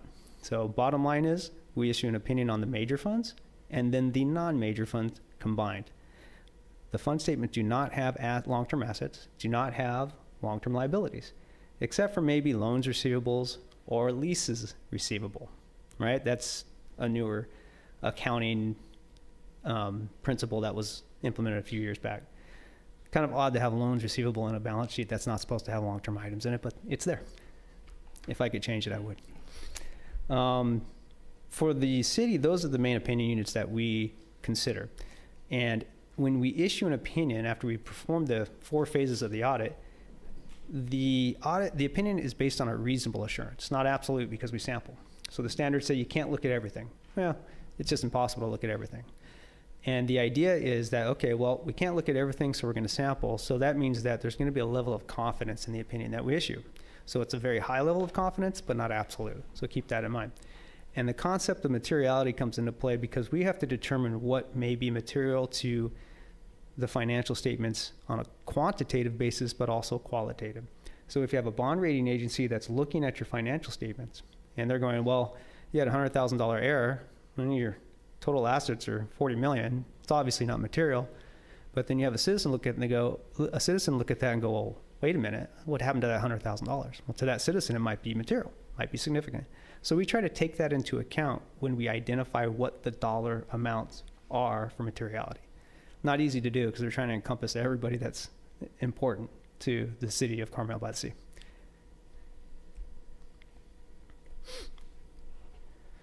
All right, I went pretty quickly through all those different standards and got you a little bit of accounting knowledge there in terms of accrual basis, modified accrual, and the financial statements that are included in the ACFR.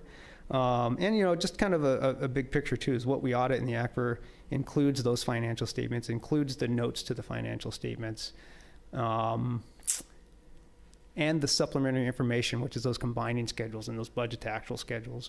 So the MD&A, the management's discussion and analysis, which is required supplementary information, and then the budget to actual schedules and the really good detailed pension schedules, now full 10 years there that you can look at, and the OPEB schedules. Those all are technically unaudited schedules, but they include audited information. So there's a level of confidence there too. Part of the audit requires that we look at the city and determine whether or not we think there's a lack of going concern. Right? So some of the things we look at, well, first let me define a lack of going concern. The concern period is, for us, the date we issue the audit report and 12 months later. So it's a pretty short period, right? It's not long, but that's what we're required to do. If we think that there might be some liquidity problems or cash flows problems beyond that, based on a review and our audit, then we'd let the city know, right? But our responsibility is only that 12-month period. So we have a responsibility when we perform the audit to say, well, is there a lack of going concern from 12 months out of the date we issue the report? And of course, for the city, there was not. So the results of the audit, and then I'll give you some numbers too. But I'll give you the results first. So the results are great. So we issued an unmodified opinion. An unmodified opinion is as good as you're going to get. We don't tell you how great things are typically. We just, in our letters, we say vanilla. Unmodified, right? No qualifications, no exceptions. That's what you want. So that means you pass the audit. The other thing that I'd like to tell you is that there were no material weaknesses, right? So throughout the audit, we didn't have any adjustments that were deemed to be material to the financial statements. There were no significant deficiencies, right? So sometimes we'll run into recommendations, and we're working through the audit. A lot of times what we do, what our process is we identify areas where improvement might be needed. We identify inconsistencies or discrepancies, and then we work with your team to figure out what those resolutions might be, or if they're actually going to be a finding. So we have management points, and we develop these management points, and then we work that through the audit until we get to phase 3. And then at that point in time, if we haven't resolved those management points, then there may be a significant deficiency and or a material weakness. And so in this case, none of those items became a significant deficiency or a material weakness. All right, one other point would be that there weren't any disagreements with management. And so those are the overall results of the audit, which is terrific. But some numbers for you to chew on a little bit. Other post-employment benefits. It's always something you want to think about. So that's a liability that gets reported in the statement of net position for the government-wide financials. So June 30, 2024, that liability was $3.07 million. June 30, 2023, it was 3.02, so a slight increase there. So very consistent. It basically means that the assumptions in the plan the assumptions provided by the actuary and approved by the city were consistent year over year. The net pension liabilities, which the city doesn't really have a whole lot of control over, right? You're participating in the PERS cost sharing plan. It went up to $29.2 million from $28.2, so $1 million increase. That's not a whole lot. It's actually pretty consistent. Keep in mind, if you look back over the last 4 years, you'll see that the net pension liability dipped in the fiscal year ending 2022. So June 30, 2022 had a big dip because of earnings in the plan for the prior measurement period. That's an outlier. So you see that curve go up and then dip and then come right back up. The net position in that statement of net position, the balance sheet, went up from $43.6 million to $49.6. So that's $6 million of change in net position, which is basically net income, right? Government-wide revenue, this is your full accrual revenue, went up from $32.5 million to $35.3, so just about a $3 million increase. And keep in mind, there's a lot of accounting going on here. So when we talk about these government-wide numbers, it's not the same numbers that you would look at in your fund statements, right? Because we're converting those fund numbers to a full accrual basis. Government-wide expenses includes those adjustments for the pensions and the OPEB liability, went up from $21 million to $29.3. So the money's being spent on services, like it should be. Fund revenue went up from $32.3 million to $34.7. That's a $2.4 million increase. Fund expenditures went up from $26.29 million to $29.42. That's a $3 million increase. Now, mind you, if you're thinking technically, that's a $3 million increase in expenditures in your fund statements, right? Fund statements. But your government-wide statement of activities had an $8 million increase, right? Those are those funny accounting things that we do. We're looking at the long term in the government-wide statements, 30 years out. That's what I always say, 30 years out. Most important number of the day, fund balances, nice and strong, went up from $31.6 million to $36 million. That's a $4.4 million increase in your fund balances. So there's my fun accounting and geeky stuff that I love to do, talk about numbers. So I apologize if that got to anybody. I will leave it now for you to ask any questions that you may have.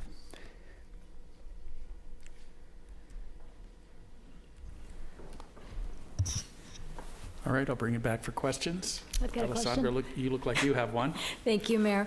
I was wondering if you could talk a little bit about the real estate appraisals, specifically about the city-owned properties. For example, I'm concerned about Scout House and Flanders Mansion and just the whole deferred maintenance issues that we have on all these buildings. So how do you exactly calculate those? And then I've got a follow-up question. Yeah, so that's not something that's a part of my audit. You might find numbers about valuation in the statistical section, but those are unaudited numbers. Oh, I see. Okay, Yep. got it. That might be a good question for management team and budget. Got it. Okay, well, Chip, I'll turn to you for my follow-up on that. Can we get a real estate appraisal for Scout House and Flanders, and ideally before our strategic priorities meeting on the 27th?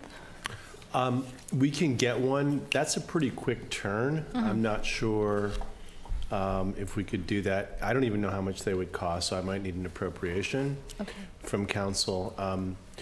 What I would suggest if the council directs me to do that is that we also marry that up with deferred maintenance. Exactly, yeah. So we know, kind of what our net position, if you will, which is going to be a little bit more involved. I mean, for Flanders, for example, years ago we were talking about $1 million, but that was with, 2 new Sub-Zero refrigerators and a new Wolf range. So, what are the essential pieces or components of maintenance of those properties? The big one on the Scout House, obviously, is access for Americans with disabilities. Getting 2 lifts in there, that'll be the major expense. So, it's something I can certainly look at, but again, I think it's going to be more than I can do in the next 2 weeks or 3 weeks. Okay, but could you at least find out how much it would be to get the real estate appraisals? Yes, for ma'am, the properties? 100%. Okay, thank you. Thank you. I'm happy to go. Yeah, I know you have some. Sheldon, thank you for coming. Nice to meet you. My pleasure. So I find that this document is very good, and I'm a former accountant myself, so I share your pain. That, you know, and I think you made this point, it's primarily a compliance document, and I understand what you said about compliance Sure. audit, et cetera, but this is a box we have to check, and we checked the box. And we did it positively, and you've given us a clean opinion. Yep. And I appreciate that. And I hope my colleagues will indulge me a little bit as I try to learn from the document. Absolutely. The first thing is the whole concept of net position. I'm more of a private sector guy, so it's new words. And even though I've spent time in the public sector, it was in a different state, and we didn't have or I don't remember the net position thing, but that the statement of net position is a balance sheet, and essentially the statement of changes in net position, also the statements of activity, same thing. The same thing. Same thing. Is the income statement. Thank you, because it's starting to ring. No cash flow statements. Which I would really like. Yes, I would prefer. So the you make the statement that over time, increases or decreases in net position may serve as a useful indicator of whether the financial position of the city of Carmel-by-the-Sea is improving or deteriorating. And when I look at the statement of net position, I'm struck by the fact that, you know, we're trying to compare essentially our assets to our liabilities. Mm-hmm. But you give a lot, that statement gives tremendous kind of credit for our fixed assets, for and at almost $40 million, I think. Correct. And I think most of us know that our buildings combined are not worth $40 million. And actually our buildings may represent more of a liability to us than any real asset value. And that the value you're showing is a net value, net of accumulated depreciation. Absolutely. And it's a little bit to Alessandra's question, but different. And maybe it's to staff, but for all of our infrastructure, it's on the books at something. Right. And is it on the books at cost? At cost. That's okay. Well, net book value after accumulated depreciation. Yeah. Yeah. And then if for example, we put a new roof on here, mm-hmm. that adds to the basis, right. And then that is depreciated. Correct. Subsequent to that. Pretty much standard in terms of commercial versus government. It would be interesting at some point to see the detail of, for all of our fixed assets, what are they on the books at? And I understand book value has a pretty comprehensive list. It's a fairly comprehensive list, yeah. And we've gone through it every year.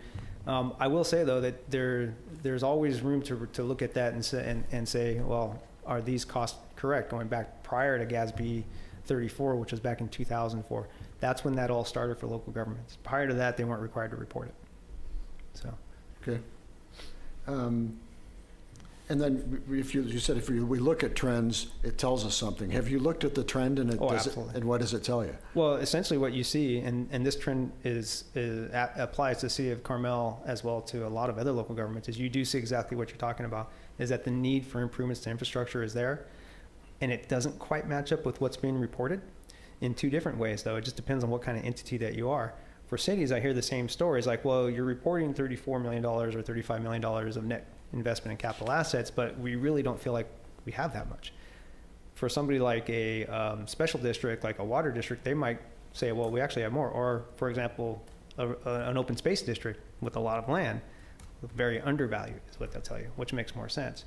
So what I do see, though, is that the concern about, okay, well, how much money do we have put aside for infrastructure improvements, building improvements, land improvements, versus how fast are they depreciating? Does the depreciation actually do what it's supposed to, which is tell us when we need to make those improvements? It's not really lining up the way it's supposed to. It does not. I don't know. No. Okay. I'll finish the comment, which was, so my capital assets are arguably grossly overstated, because they're probably, the real value is probably not the book value. Right. Just my opinion. Based on accounting standards. Yeah. Right. And then on the other side of that is our liabilities. The biggest chunk of that is a $29 million pension liability. Right.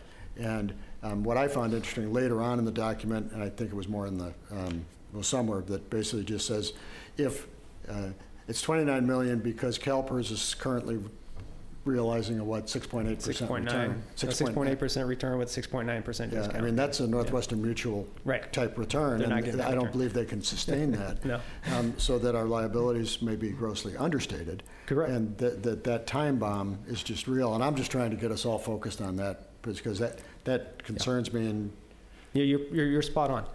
The one thing that kind of does help, but it is a little bit buried in the notes of the financial statements, is you can see what that liability might look like if it were 7.9% versus 5.9%, and so you can see that in the note disclosures. it's in there, and it was. So it does help a little bit to give you an idea of where if it went down to 5.9%, what that might look like. It's like if it comes down a point, it doubles. If it goes up a point, it goes in half. And right. That's that's high sensitivity.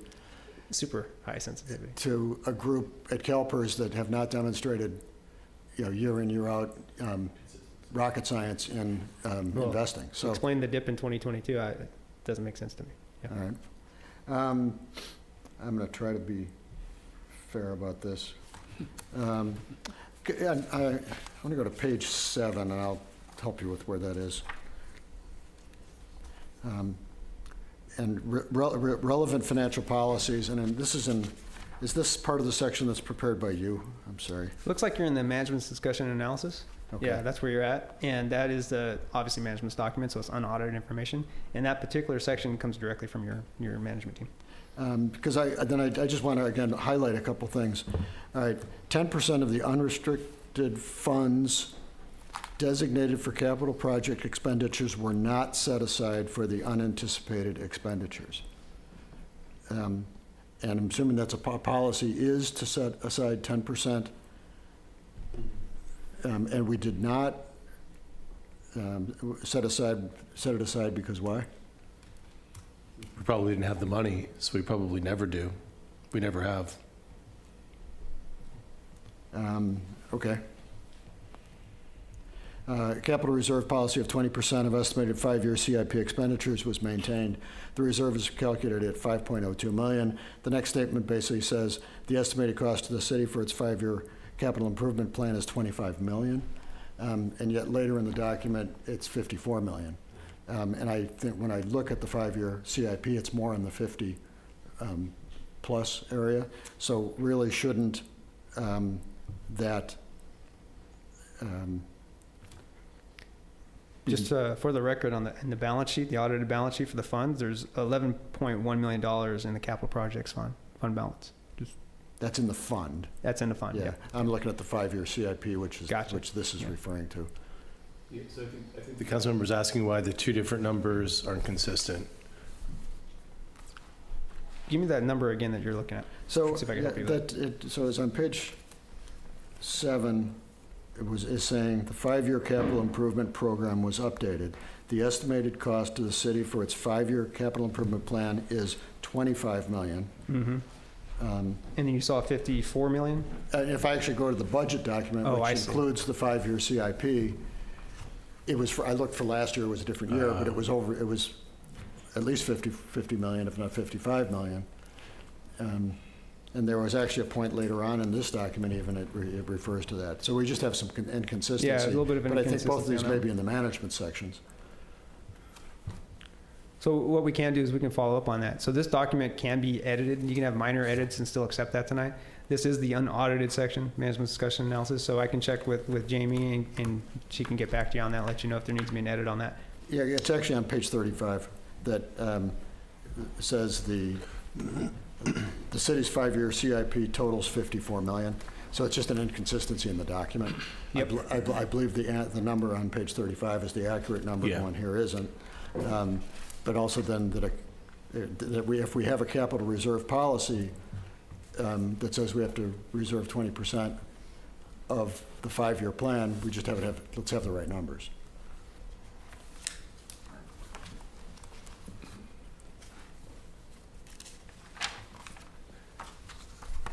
I think I'm good for now. I may be asked to come back on something. Great questions. Thank you. Appreciate it. Always good to talk to another accountant. I quit. I wanted to have some friends. Kidding. does get lonely. Jeff? Are these questions specifically for the auditor? Yes. Well, if you have a question of Chip related to this subject, I don't have a problem with that. Or Jamie. Is Jamie here? Yes, she's here. Okay. Yeah, I'm sort of debating how much I want to go into it, which is one of the arguments for the some type of. You should ask questions related to us voting for this resolution at this point, because you can always talk to. That's what I mean, right? And so I also think this is a poster child for why there should be maybe a some type of finance type committee. So I have many questions, but I am going to hold them for now. I have a really simple question. Sure. You're probably not going to answer it. If you see a longer term question as you're doing your audit, which you must see in some cities, would you bring it up? A longer term question in terms of like, any I kind see of- some things going wrong here. Oh, absolutely. Yeah. You just don't put it in the report.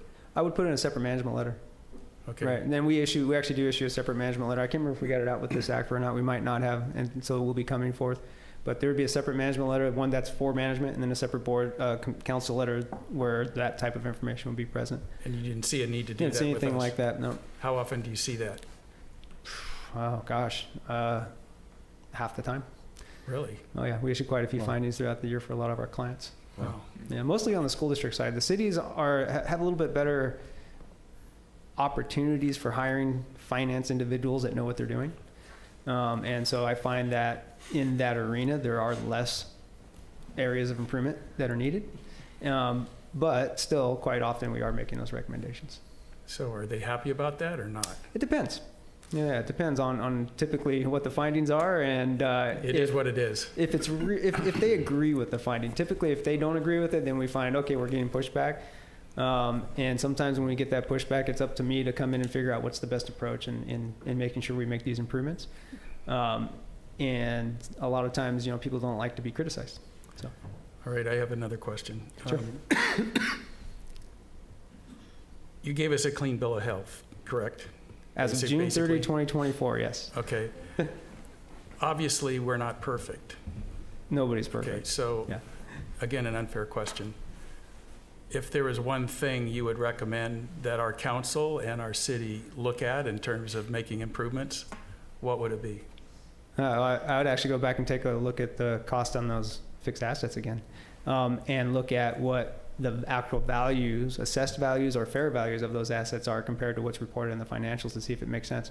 The thing about that, though, is under generally accepted accounting principles, the ACFR is correct within a reasonable assurance based on the procedures we performed. So, but it's something to always we could keep use some research on that. You could do some research on that. You Yeah. said there's something could be a little off. Absolutely. Well, and he pointed it out. And so. you could be missing items that, for example, I mean, if you go, I shouldn't probably mention any other cities, but if you think about donated land, Yes. a lot of times that gets missed on the books. Things like that. Okay. Yeah. Excellent. I All right. remember my other two Okay, questions. here we go. Go ahead. That, and again, it's for education. Deferred outflows and deferred inflows. First, what are they? Yep. And that specifically, our deferred outflows of resources, the primary one is a pension adjustment for 11 million. Yep. And deferred inflows is the OPEB adjustment of 1.6 and the pension adjustment of 2.4. Yep. I don't understand. And isn't it crazy what we're doing from a governmental accounting standpoint? Essentially, what we're trying to do is account for those differences in the actuarial reports that are a year behind the audit reports. And so those estimates are really difficult to account for. And so that's what the attempt is being made by Governmental Accounting Standards Board. The attempt is to account for those changes in those estimates over time and then amortize those over time. And that's what the deferred outflows and inflows are for. So deferred outflow is its own category. It's not an asset, right? A deferred inflow is its own category. It's not a liability, but a deferred outflow acts like an asset and a deferred inflow acts like a liability. So to me, a deferred outflow is an asset. Yeah, in the Like a but in the prepaid private asset. sector, those words would mean it's an account payable. You've Well, incurred, deferred incurred something, but you haven't paid it. Deferred outflow is actually more like a prepaid, and a deferred Oh. inflow is more like a liability. Okay. Yeah. More like an accounts payable or a commitment. This one's going to take me a few years to understand. It took me a few years to understand it. Yeah. And the only other thing I'd point out, on page 122, the total assessed value of property in the city of Carmel-by-the-Sea is $5.7 billion. Yeah. And that's a statistical table that you're looking at there, yes. Yeah. It is. That's not an audited number, by the way, but yeah, that comes from the county. And I know Jamie spent quite a bit of time in the last month understanding the relationship between that and the 8.7 million that we get in property tax revenue, and kind of how all those mechanizations work out. And we're not here to talk about those, but I think the summary is interesting. That our $5.7 billion means the county collects $57 million from us, of which we keep $8.7 million, but that also, if my number's right, that the assessed value of this little square mile is 6% of the assessed value of the entire county. Yep. And that we're subsidizing lots of things. Absolutely. Countywide. That's true? Absolutely. Okay. I mean, yes, I'm not saying I can verify that number, right, but it sounds correct. If the number's true. If the number's true, yes. Yeah. Okay. All right. Thank you. Any other questions from the council? All right, if not, I'm going to open it up to the public. Do we have any people in the public that want to talk like that? Shocking. Nancy. Preferred outflows and inflows. No one? All right, we're going to bring it back. Are there any other discussion items from the council before we take? Nobody's Would I look for a motion? Nobody on Zoom? Nobody on Zoom. Nobody on Zoom? Surprising. It's surprising, but I can't see it. Okay, that's not surprising, actually. Well, that was great. All right. I want to make one comment. Okay, here we go. Okay. Can you go, Nova, can you pull up, let's see, which one is it? Oh, page 234 of the PDF. Yeah, I'll need a screen share. Sorry, what was the page number? 234. Of the ACFR, no, of the whole board package. Of the whole board, of the whole doc. What page of the ACFR is that? I don't know. 131, maybe. Because I have You get a print of it. ACFR report open, so if you see what page number that is. Okay, it is page 131. Okay. Demographics.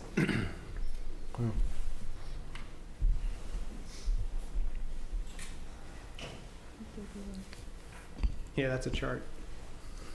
Sorry.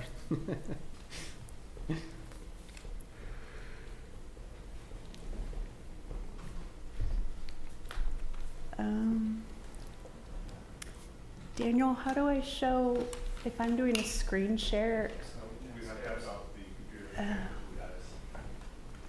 Can't do it from here. She's participating on Zoom, so she's sharing her screen. Is the Zoom coming up to the desk? How do I switch that? Do we need to bring it up? You know what, we don't need to bring it up. Yeah, I'll give you a voiceover on it.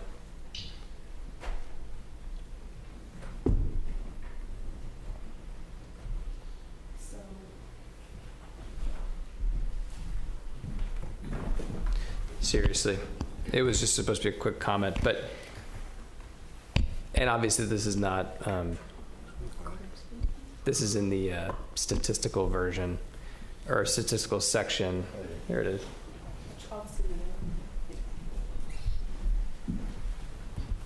But I honestly thought that it was one of the most important data points in the entire document, and there was no dollar sign associated with it. In 2015, the population of Carmel-by-the-Sea was almost 3,900 people, and less than 10 years later, it was 3,100 people.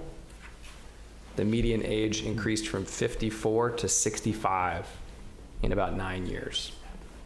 So at some point, we need to agendize that, because that was a problem.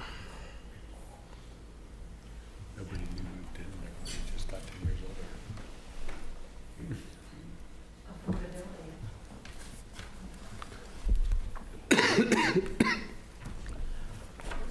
All right, you hear that, Chip?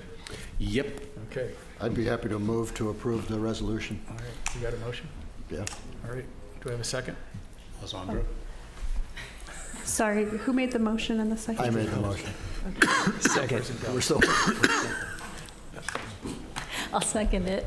My only request is that you ask to have the management discussion consistent with the audited for the book value of the properties, Mr. Delves. I amend my motion accordingly. Thank you. Did you get that, Nova? No, what's the amendment? We're going to amend the management discussion Oh, okay. of our capital unfunded liability Okay. from the document to the management section. It's 54 million. It's not the 25. Okay. Do you accept that, madam? Yes. I'm seconding it. All right. Councilmember Barron? Yes. Councilmember Buder? Yes. Mayor Pro Tem Delves? Yes. Councilmember Dramoff? Yes. Mayor Byrne? Yes. Motion carries. Thank you very much. Appreciate it. All right. I'd like to thank Chip, Brandon, Jamie, our entire team, and our auditor for their great work on this. Congratulations. Yeah, Appreciate James. it. Thanks. Yeah, thank you. All right. Next, we have item number 10, discussion on establishing a finance committee. Actually, I missed one. Next, we have item number 9, Resolution 2025-014 for a professional services agreement with Conti LLC with a not-to-exceed value of $110,543 to complete audio-visual upgrades to the council chambers. Chip, do you want to kick this off? Brandon. Thank you, Mayor and There. Council. All right, thank you. First of all, I promise that none of the technical difficulties tonight were staged. They were all actual technical difficulties. So we are here, if you probably know, this year's budget included $80,000 for implementation of AV upgrades to this chambers. We are at that part of the year of our work plan to get to that. We've been doing network and security projects throughout the first part of the year, but our IT team is ready to get going on this. As we know, the chambers are integral to our public meetings, and the whole world changed when COVID hit, and we started going online and doing remote meetings and using these chambers in a much different way. Frankly, we all know it doesn't meet our current needs. We have issues with sound quality, the capability of the room, being able to have people sit down here and have community-style meetings on the floor and being able to hear people and not pass around one talking stick microphone, and virtual presentations, virtual preparations, and all those things. So as I mentioned, there was $80,000 in the budget initially for this year. After scoping the project and wanting to do the project the right way to make sure that it's a chambers that's going to last us another 10 to 15 years without any major upgrades, the number came out to about $110,000 because I said we want to do it right. This includes new sound processing equipment, which is going to allow us to balance the volume better. Right now, one of the issues when people say I can't hear it is we have an old sound processor, and if we crank up the volume any higher, you get a bunch of feedback because the system isn't really capable of doing this interaction with Zoom like we do. We'll be looking at new microphones, including they're called beamform arrays, where they actually hang from the beams in the chamber. So when we have meetings down here, our little circle meetings that we have with the community, we don't have to pass a microphone around. Those can be turned on to be hot, and people can actually just speak, and people that are online can hear them and they can interact with each other. We'll have upgraded assisted listening devices, new monitors for all of you. We're talking about, it includes moving the clerk station off of the dais so there's more room up there. Two-way communication with our sound production booth downstairs. So for example, when we're saying, could you please move this around, they can hear us, we can't hear them, so it'll allow us to communicate real time with them downstairs. Upgraded projector and screen, so the resolution is much better. We won't have to turn the lights off and on every time. It'll be much higher resolution. Creating viewability and listenability out in the lobby for that. Enhanced presentation capability so people can come up and do their own presentations remotely, much easier, and interface with this, and also presenters online and in the chambers, we can have sound along with video. And lastly, and most importantly, new camera systems so we can see all your beautiful faces much better online. So we are recommending a sole source to the company Conti, who did the installation over a decade ago. They ran all the wires. They know where all the rabbit holes are. Our city code does allow for sole sourcing when it's in the city's best interest, and we do think that that's true. Part of the project includes a local woodworker looking at doing flat mount, like surface mount monitors around the dais. So these monitors would go away. We'd have screens built into the desktop And the monitors would be mounted underneath, and that's what the clerk station would have down here as well. That's actually only a small portion. It's $8,000 or less to do that. So that's actually not a very expensive part, but it's a big bang for your buck to create some more space for you up there, and we can see people's faces better as well. So with that, we recommend council giving Chip, the city administrator, the authority to execute this contract with Conti for upgrades to our chambers. I'm available for questions. I've got a very quick question. What time frame are you expecting these things to be? It's a great question. So as far as the installation itself, it's really only a few-week project. That's how long it took when they did the initial setup. The issue is lead times. So we can't get a commitment on lead times, but let's say worst case it's a couple months. So hopefully within the next 2.5 months we can have this going. If we get the green light on this tonight, we'll move on executing the contract right away and try to expedite it as much as possible. Thanks, Brandon. You're welcome.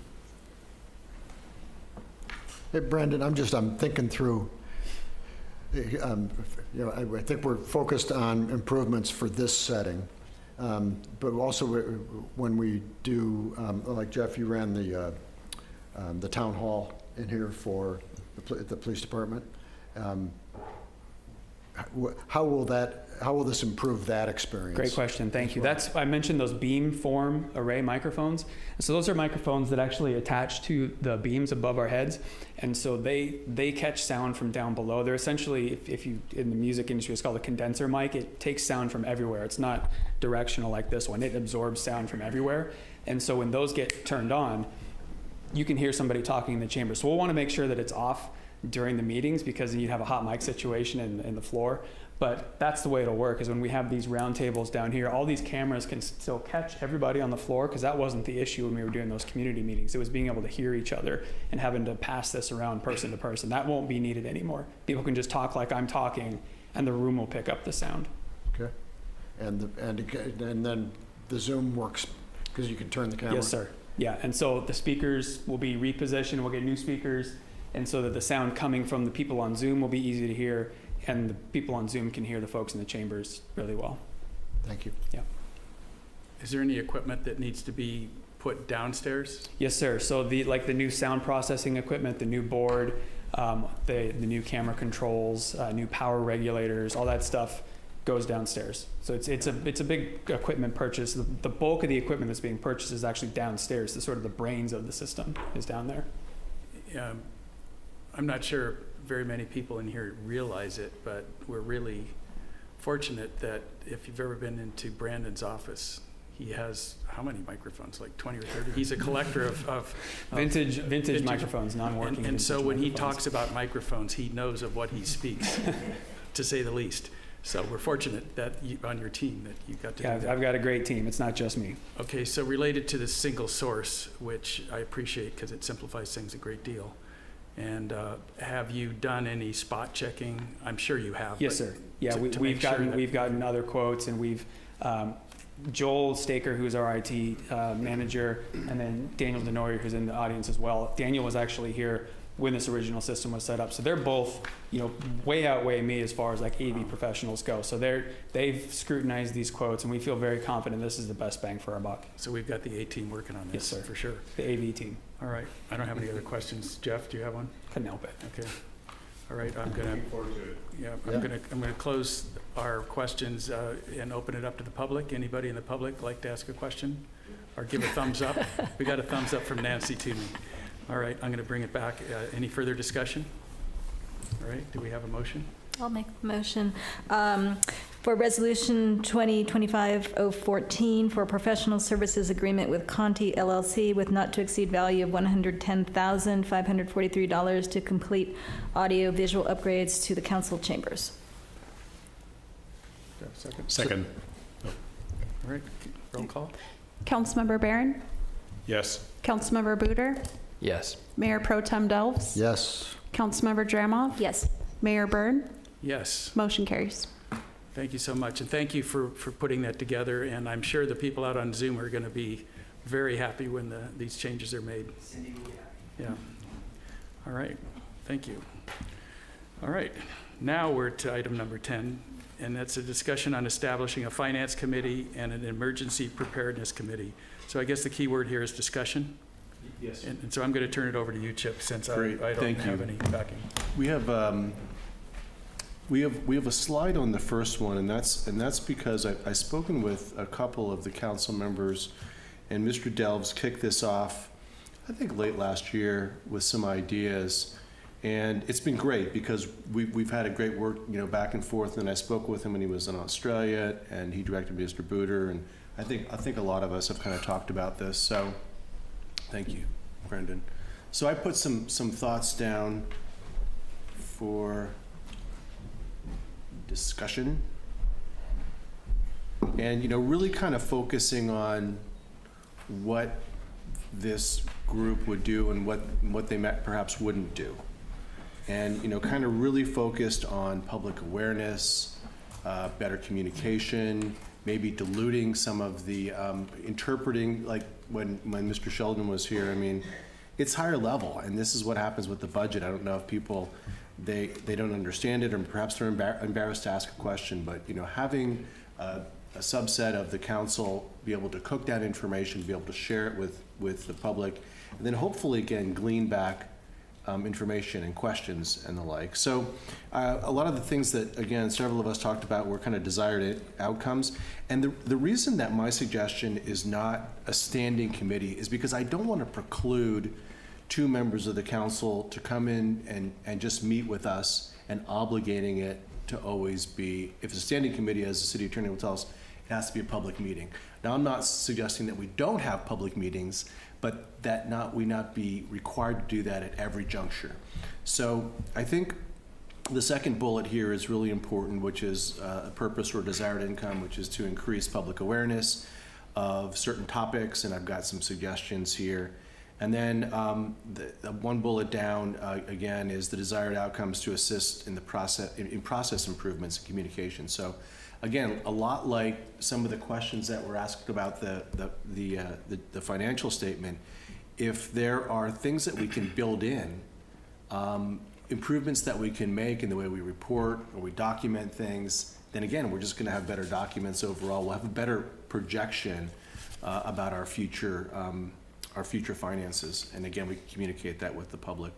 So yeah, again, that's a couple of thoughts, potential topics, and I think that some of these are topics that we would actually invite the public in for. Our unfunded pension liability is a complicated topic. I think I transmitted in my Friday update to you that the mortality rates on all of us CalPERS people were just updated in 2023. So of course, that's part of the formula that makes up our unfunded actuarial liability, right? It's the rate of return that CalPERS gets or doesn't get based on their projected discount rate, as well as how long people like me and Brandon are going to live. And but being able to explain that to the public and showing how CalPERS, which is a $350 billion fund, what they can buy, what they can't buy, and how they spread that liability over literally generations, I think would be helpful for the public to understand, including our Section 115 trust, which is an irrevocable trust that we can only use for pension costs. So that's an example of a topic that would, I think, if a subset of the council and staff could get together and we could prepare a public meeting where we could give a presentation, I think it would really be helpful. Some of the other things that we've talked about, especially with the new council members, is aligning our recommended CIP expenditures, taking the kind of the politics out of it and the pet projects, if you will. And I don't say that in a disparaging way. I'm trying not to. But aligning those with our council priorities. So again, it may reduce the number of capital projects we have on an annual basis, but it'll help focus the council. And I think it'll be more manageable, and I think we'll accomplish more. And at the end of the fiscal year, we'll have a better sense of accomplishment because we'll have a priority matched up with a completed capital project ideally. And again, we'll get into more of that when we talk about our strategic priorities. So these are some of the suggested topics. Again, I think that would be processed and worked on in a smaller subset of the council members and staff in a more intimate setting. And then we would invite either subject matter experts to help in a public setting or present them in a public setting where they could be more broadly shared. And then I think the last slide is, the benefits, and it's an effective way of creating a working group, and again, using a working group versus a standing committee Again, not having to notice, again, I'm not trying to bypass the public process. I'm trying to focus the public process on when it's most beneficial to talk about topics. You know, one of the advantages of the ad hocs was that, again, Mr. Barron and Mr. Emhoff, it focused the question. So council members could come in and say, well, what's the real question here? Well, it's, do we need to remodel whatever the topic is, do we need to do this or that? And then we could attack that question rather than having a long debate about what the question is. So these are some of the advantages that we thought about with the working group. And I think that concludes my comments on this one in particular. I will have some comments on the other one as well, Mr. Mayor. So I'm happy to answer any questions. Jamie, whatever his name is here. Everybody's here to answer any questions you might have. Let's take these one at a time if we yes, could. Sir, please. Okay, good. So, Mayor, I have something to add. To have an ad hoc committee, the members can only be council members. So it could be 2 council members. You can certainly assign staff to assist them, but the staff cannot be members of an ad hoc committee. Okay, but thinking back to the talk I gave a couple council meetings ago, the ad hoc meeting is supposed to be short-term in nature. That was one of the other constraints. You gotta go ahead. It is. It must be temporary. It cannot be permanent. We don't see this as being temporary, but Mayor Pro Tem and I had a discussion about that maybe the best way to start this is to make it a short-term initiative. And if we can go 6 months, I think that would be enough. Is that too long? No, 6 months is fine as long as it's temporary. Temporary is not defined in the Brown Act, but it's a finite period of time, meaning it's not going to be continuing forever. I think we want something to be continuing forever, but we don't know exactly what the structure that would be if it's going to become a standing committee. Because at some point it will be valuable to have outside people, because we have some serious outside people that will be on this committee that live here. And we could have some outside people giving us some advice. But that's a whole more complicated situation, and I'm not sure we're ready for that, and I don't think any of us would think that. So what we're thinking is to make this I guess you'd have to call it an ad hoc committee at this point, with 2 council people, with a 6-month time frame, with the objective to dig into this and find out what the value is and what it's doing. And in the meantime, have some public meetings about certain subjects. Yeah, I think you said, we don't know what we don't know right now. So I mean, asking the community, what are your questions? What are we not answering, and how can we, if we need to delve into them to answer them. Yeah, it's just increasing transparency, but it's really a study to find out what's the best structure for an ongoing committee after this 6 months. Yeah, and again, we didn't want the perception, again, Mr. Delves and I we had a great conversation about this via email when he was in Australia, but what do we want to entitle this? And again, it's not like it's an oversight, it's not an audit committee. I mean, it's just one of Mr. Delves' pillars is making sure the public knows that we're spending we're being forthright with their tax funds. So again, stewardship was kind of the operative word that we came away with. It's just putting more eyeballs on it, giving staff help too. I mean, it's really a helping committee to help you guys do your job. So I want to make sure that all the council people are okay with this, because it's sort of a creative idea that we haven't done before. Do you have any questions, any of you, so we can refine this to something that's acceptable? I'll just speak up just because I got this thing going. And I'm not proposing this work group because I think something is wrong, right? I just think there's always opportunity for improvement. And we've started a conversation. There are some things to me in the way we budget and the way we present our budget that I think some change should be at least considered. I think we should go back and look at our financial policies and make sure they're up to date, and addressing some of the realities we just talked about with the audit. That liabilities are growing and asset values are not, as an example. I would like for this group to be able to, in June or earlier of this year, have been involved in the development of the budget at a level, not 10 levels deeper, but 1 level deeper than what I've observed in the past. And some of the motivation here is what we saw tonight, what we see right now, that when we're talking about fire, the room is full. And as soon as we talk about money, it's empty. And I'm not saying we can change that dynamic, but we can try.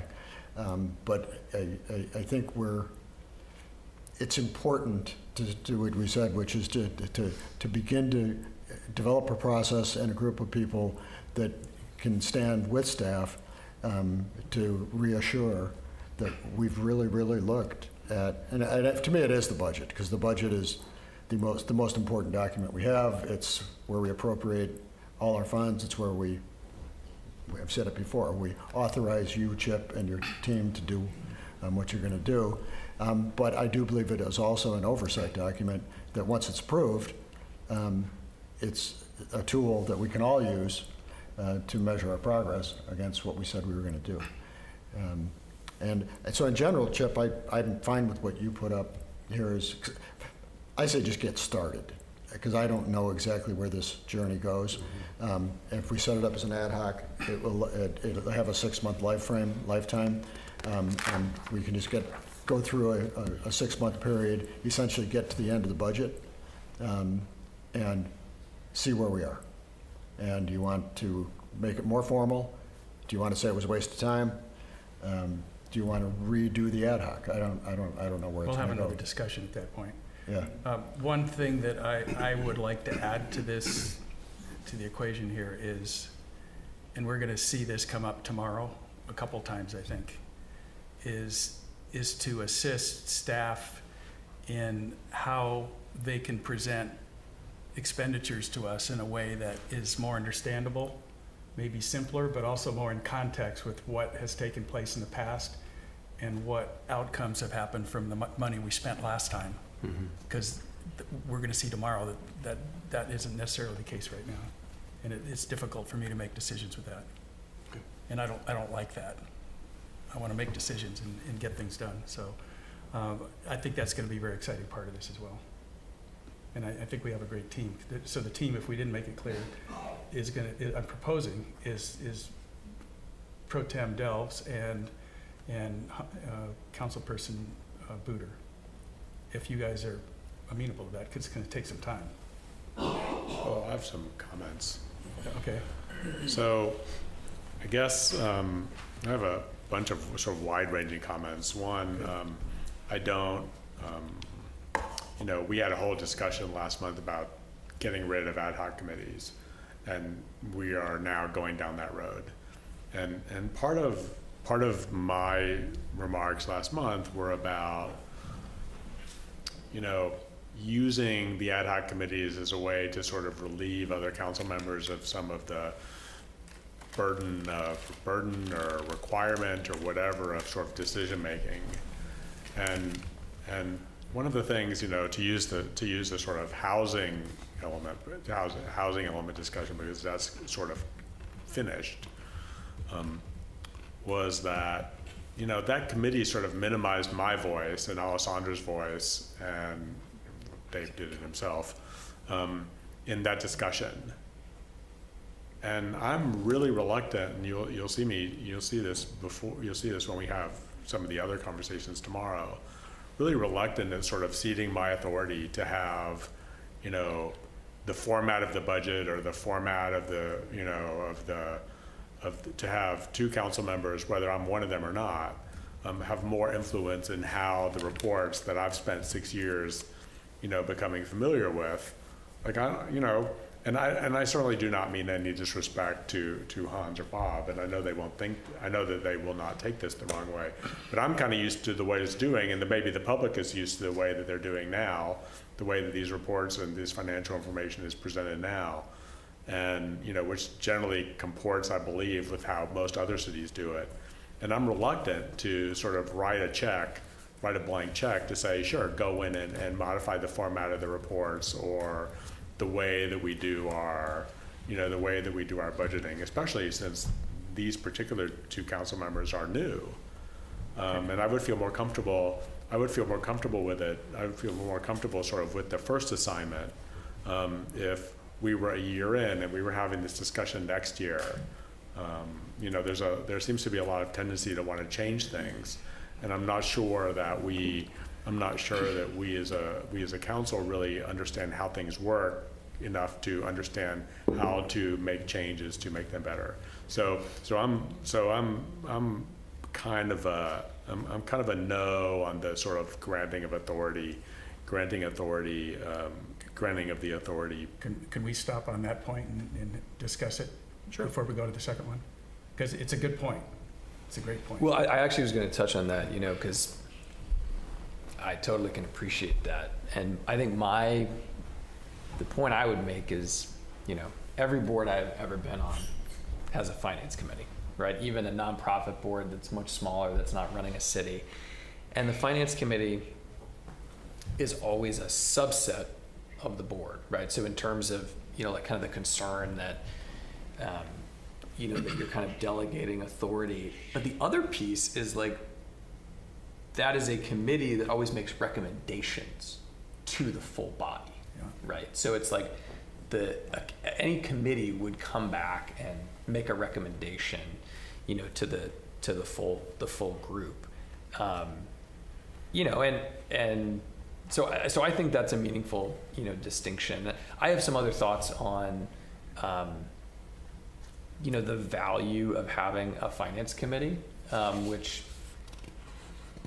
so, I mean, I just think in general that today was a good example, right? Like today we had an audit report and you saw Bob and I and maybe others were gun shy about asking some of the questions we had because it just felt like it was socially unacceptable, right? Like it's just Well, it's you, Hans. It's just me. It's just too granular. It's just you. Right? It's just too granular. And so, you know, I think having a forum where you can go deep on some of those things, I think does add value. And I think doing a deep dive on CalPERS, on how we're investing our cash, you know, on how can we create some, you know, management dashboards that are more meaningful, right? I mean, recognizing things like that came up today, like the way that we, you know, account for the value of our assets. Like, I didn't even look very deeply at some of that because I immediately look at it and I say,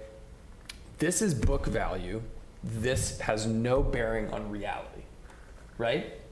And so like, how can we get something that actually does have some bearing on reality, right? And that's just one example, but there's lots of other, you know, areas like that. And so, I really like the idea of a finance committee, and I think that I don't think that it has to, I think it can make recommendations. I don't think that, you know, every other board out there that has a finance committee, I don't think is robbing the other, you know, members of the board of you know, their authority.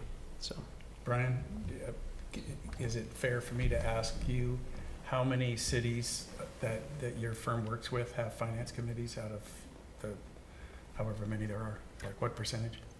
I don't know the percentages, but I do know that some cities do have finance committees, and there are standing committees. Okay. But I can't give you a percentage. So that's a good data point too, how they do it. You know, I would say, you know, so I can read the tea leaves as well as anybody else. What I would ask then is that if we're going to make a decision to establish a finance committee, then we should establish a finance committee and not screw around. And you know, what I heard was a little bit of a disconnect between what Bob was talking about and what Chip was talking about.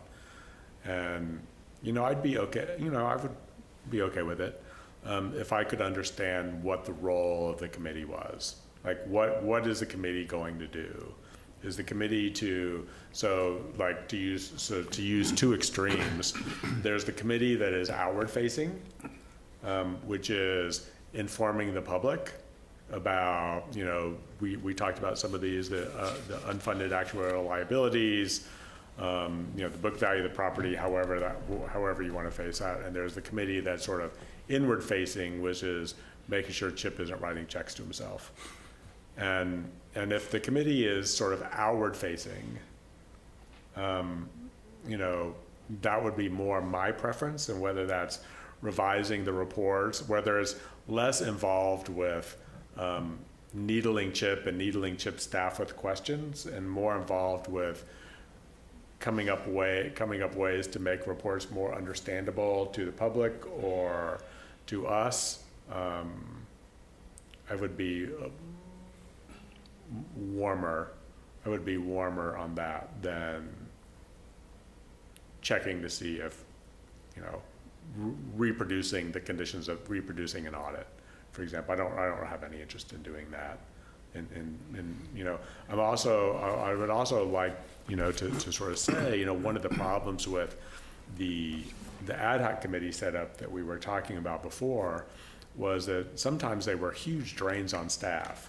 And, you know, we have a small staff, and we just got a new, as Chip called you, a CFO, you know, we just got a new CFO, and, you know, and budget season is starting, and I would like to be really cognizant of, you know, what Jamie's going to be going through for the next 6 months. She may not know, yet, and sort of go really easy on staff in terms of, especially, you know, for that time period. And I hear, you know, Bob talking about the budget season, and my comment, and, you know, is that it's too late.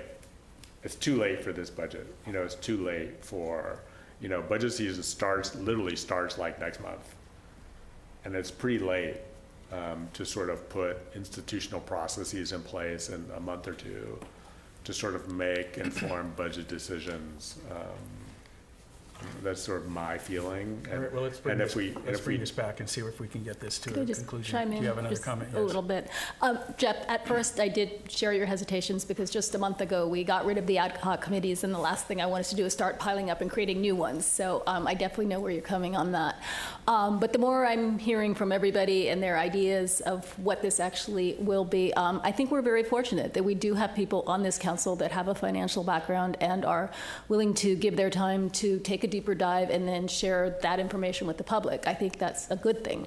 So I'm certainly willing to give this a try, and then in the 6 months we can sort of reevaluate it and see where it's going and if it needs to be continued or if there are changes that need to be made. But I think on the whole it could be a very positive thing, and like I said, we're very fortunate that we have people that are willing and knowledgeable to be able to do this. So I think that's a good thing. Yeah, all right. I agree with Jeff that I came into this thinking of a standing committee because that's typically what's done.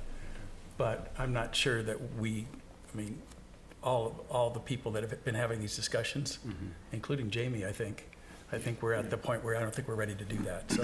So, the benefit of a 6 month is you can hone what that looks like, and you can figure out what's going to be the best mechanism. Or if we need it at all. Sure. So we'll have that discussion. So I think we're back to the 6 month ad hoc committee, but very focused on specific results and getting us through the budget process, because the committee will learn a lot going through that behind the scenes.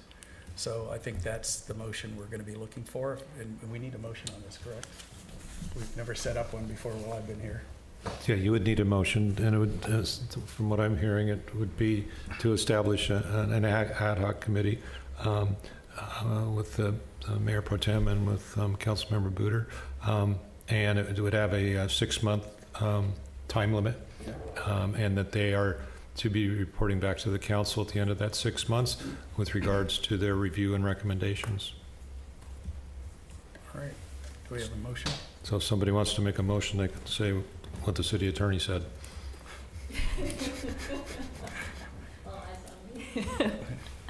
I'll make a motion that we follow what the city attorney said to establish the ad hoc committee for a 6 month time period and have them report back to the council. Have a second? The second. Roll call. And then just to make clear, those are the only 2 members of this ad hoc committee. Okay. Councilmember Barron? Yes. Councilmember Booter? Yes. Mayor Pro Tem Delves? Yes. Councilmember Dramoff? Yes. Mayor Byrne? Yes. Motion carries. Yes. And thank you for that discussion. I thought that was very good. Very well done. Jeff, you were heard. Gotcha. All right. So the second one, we were talking about it, the chiefs and the commander, and then we put this presentation. We actually did a practice run of that presentation twice. Friday afternoon, it was a little rough, but this morning Brandon ran everybody through it. It really worked out well. And this one I'm struggling with. If it's an outward facing to, as Mr. Barron said, to increase communication opportunities about our emergency preparedness. I'm an advocate. As you saw in one of the slides, we're going to continue to work on that. But we've got this team of professionals, so I'm not sure, about, creating a standing committee to help better prepare for emergencies. So I'm struggling with this one. And Mayor, you and I talked about this one last week, so maybe you could help me out. I actually think after what we saw tonight, I think the community saw that we're doing a lot to make sure that we're safe. Mm-hmm. And I think this might be better just for all of us to watch what's happening and see what can we do as a city to better communicate. We need to get all, I don't know, there are only 3,100 people now, to get everybody up to speed on this, because just getting 120 people isn't enough.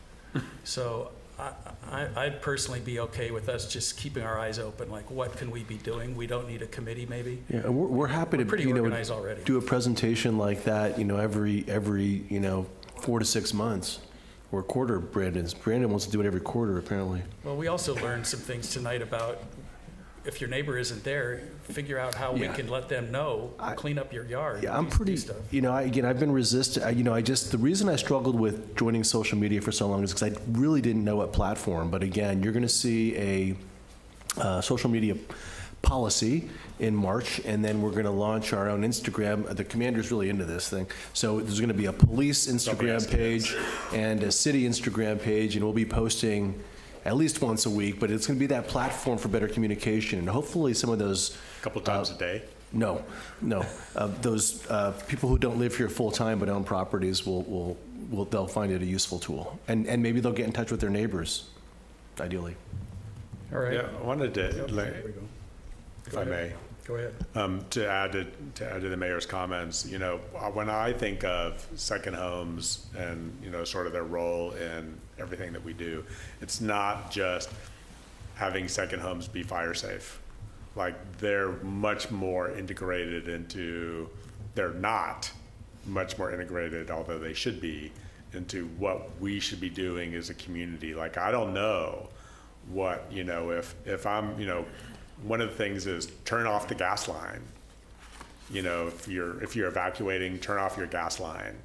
What's my responsibility in turning off my neighbor's gas lines? Like, I don't know. Like, the whole concept of absentee owners is so embedded in our community that I think that the emergency preparedness stuff is much more than just making sure they don't have leaves on their roof. And I don't mean to say that that's what the mayor was saying at all. All right. But all right, very good. And finally, a month ago, when we were talking about having this discussion, I asked sort of for a more open-ended discussion. And when I think about the financial stewardship work group, what I think about is what are we trying to save? And we're trying to run a financially robust city. But I think of, in my own way, all of the plans that the city has, which are the Mission Trail Nature Plan, all these master plans, the climate plans, the North Dunes plans, the shoreline plans, the forest plan, all that stuff. And, over the course of the next 6 months, if we're going to be investigating, putting together a financial stewardship, a finance subcommittee, I would really be interested in some other, in a subcommittee, an actual subcommittee that measure the city's progress against its own plans. So that would be my request. All right. I just had a quick comment on this topic about the emergency preparedness concept. And I was going to bring it up earlier, but I sort of saved it for this. When I sat through the presentation on the Community Wildfire Protection Plan, you know, kind of read through that whole document, one of the things that really jumps out to you is we have not, as a city, reconciled that document with any of our design guidelines, forestry documents. I mean, it says, just to give you 2 examples, it says you're supposed to have 5 feet of defensible space around your house that is like no flammable materials. We are a city that literally has people notching their roof to have a tree going through it. I mean, it's like, you know, and it's like you have to have a wood fence. And I mean, and those are important discussions to have. I'm not saying I can come out on any side of it, but the crowns of trees should not be touching. Right. I mean, that's over people's houses. It said today. There should be no limbs over someone's houses. The crowns of trees should not touch. I mean, it's like we adopted this document, and it's just totally at war with some of the other documents. Yeah. So at some point, that maybe that's not the right venue for it, but I do think that needs to happen. And the last point is, I think we just need to keep our eye on this. And I think there's a difference between like having staff keep their eye on it, which is super important. But you saw the value of like tonight, like Alessandra was asking the tough questions. And that's kind of our role. And I do think that kind of keeps the pressure on a little bit.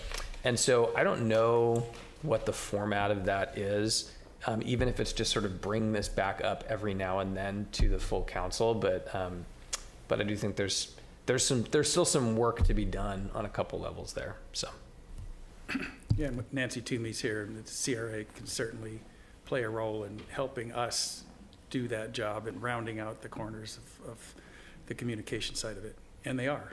And thank you for doing that. All right. So I believe that we're wrapped up on that subject. I thought that was very productive. At this time, we're going to move into closed session for a public employee performance evaluation pursuant to Government Code Section 54957. The subject of this evaluation is the city administrator. There will be no reportable action expected at this time. So that concludes our public agenda for this evening. We appreciate your participation in the council meeting. We hope to see you all tomorrow evening for what promises to be an important meeting. We will now adjourn to closed session.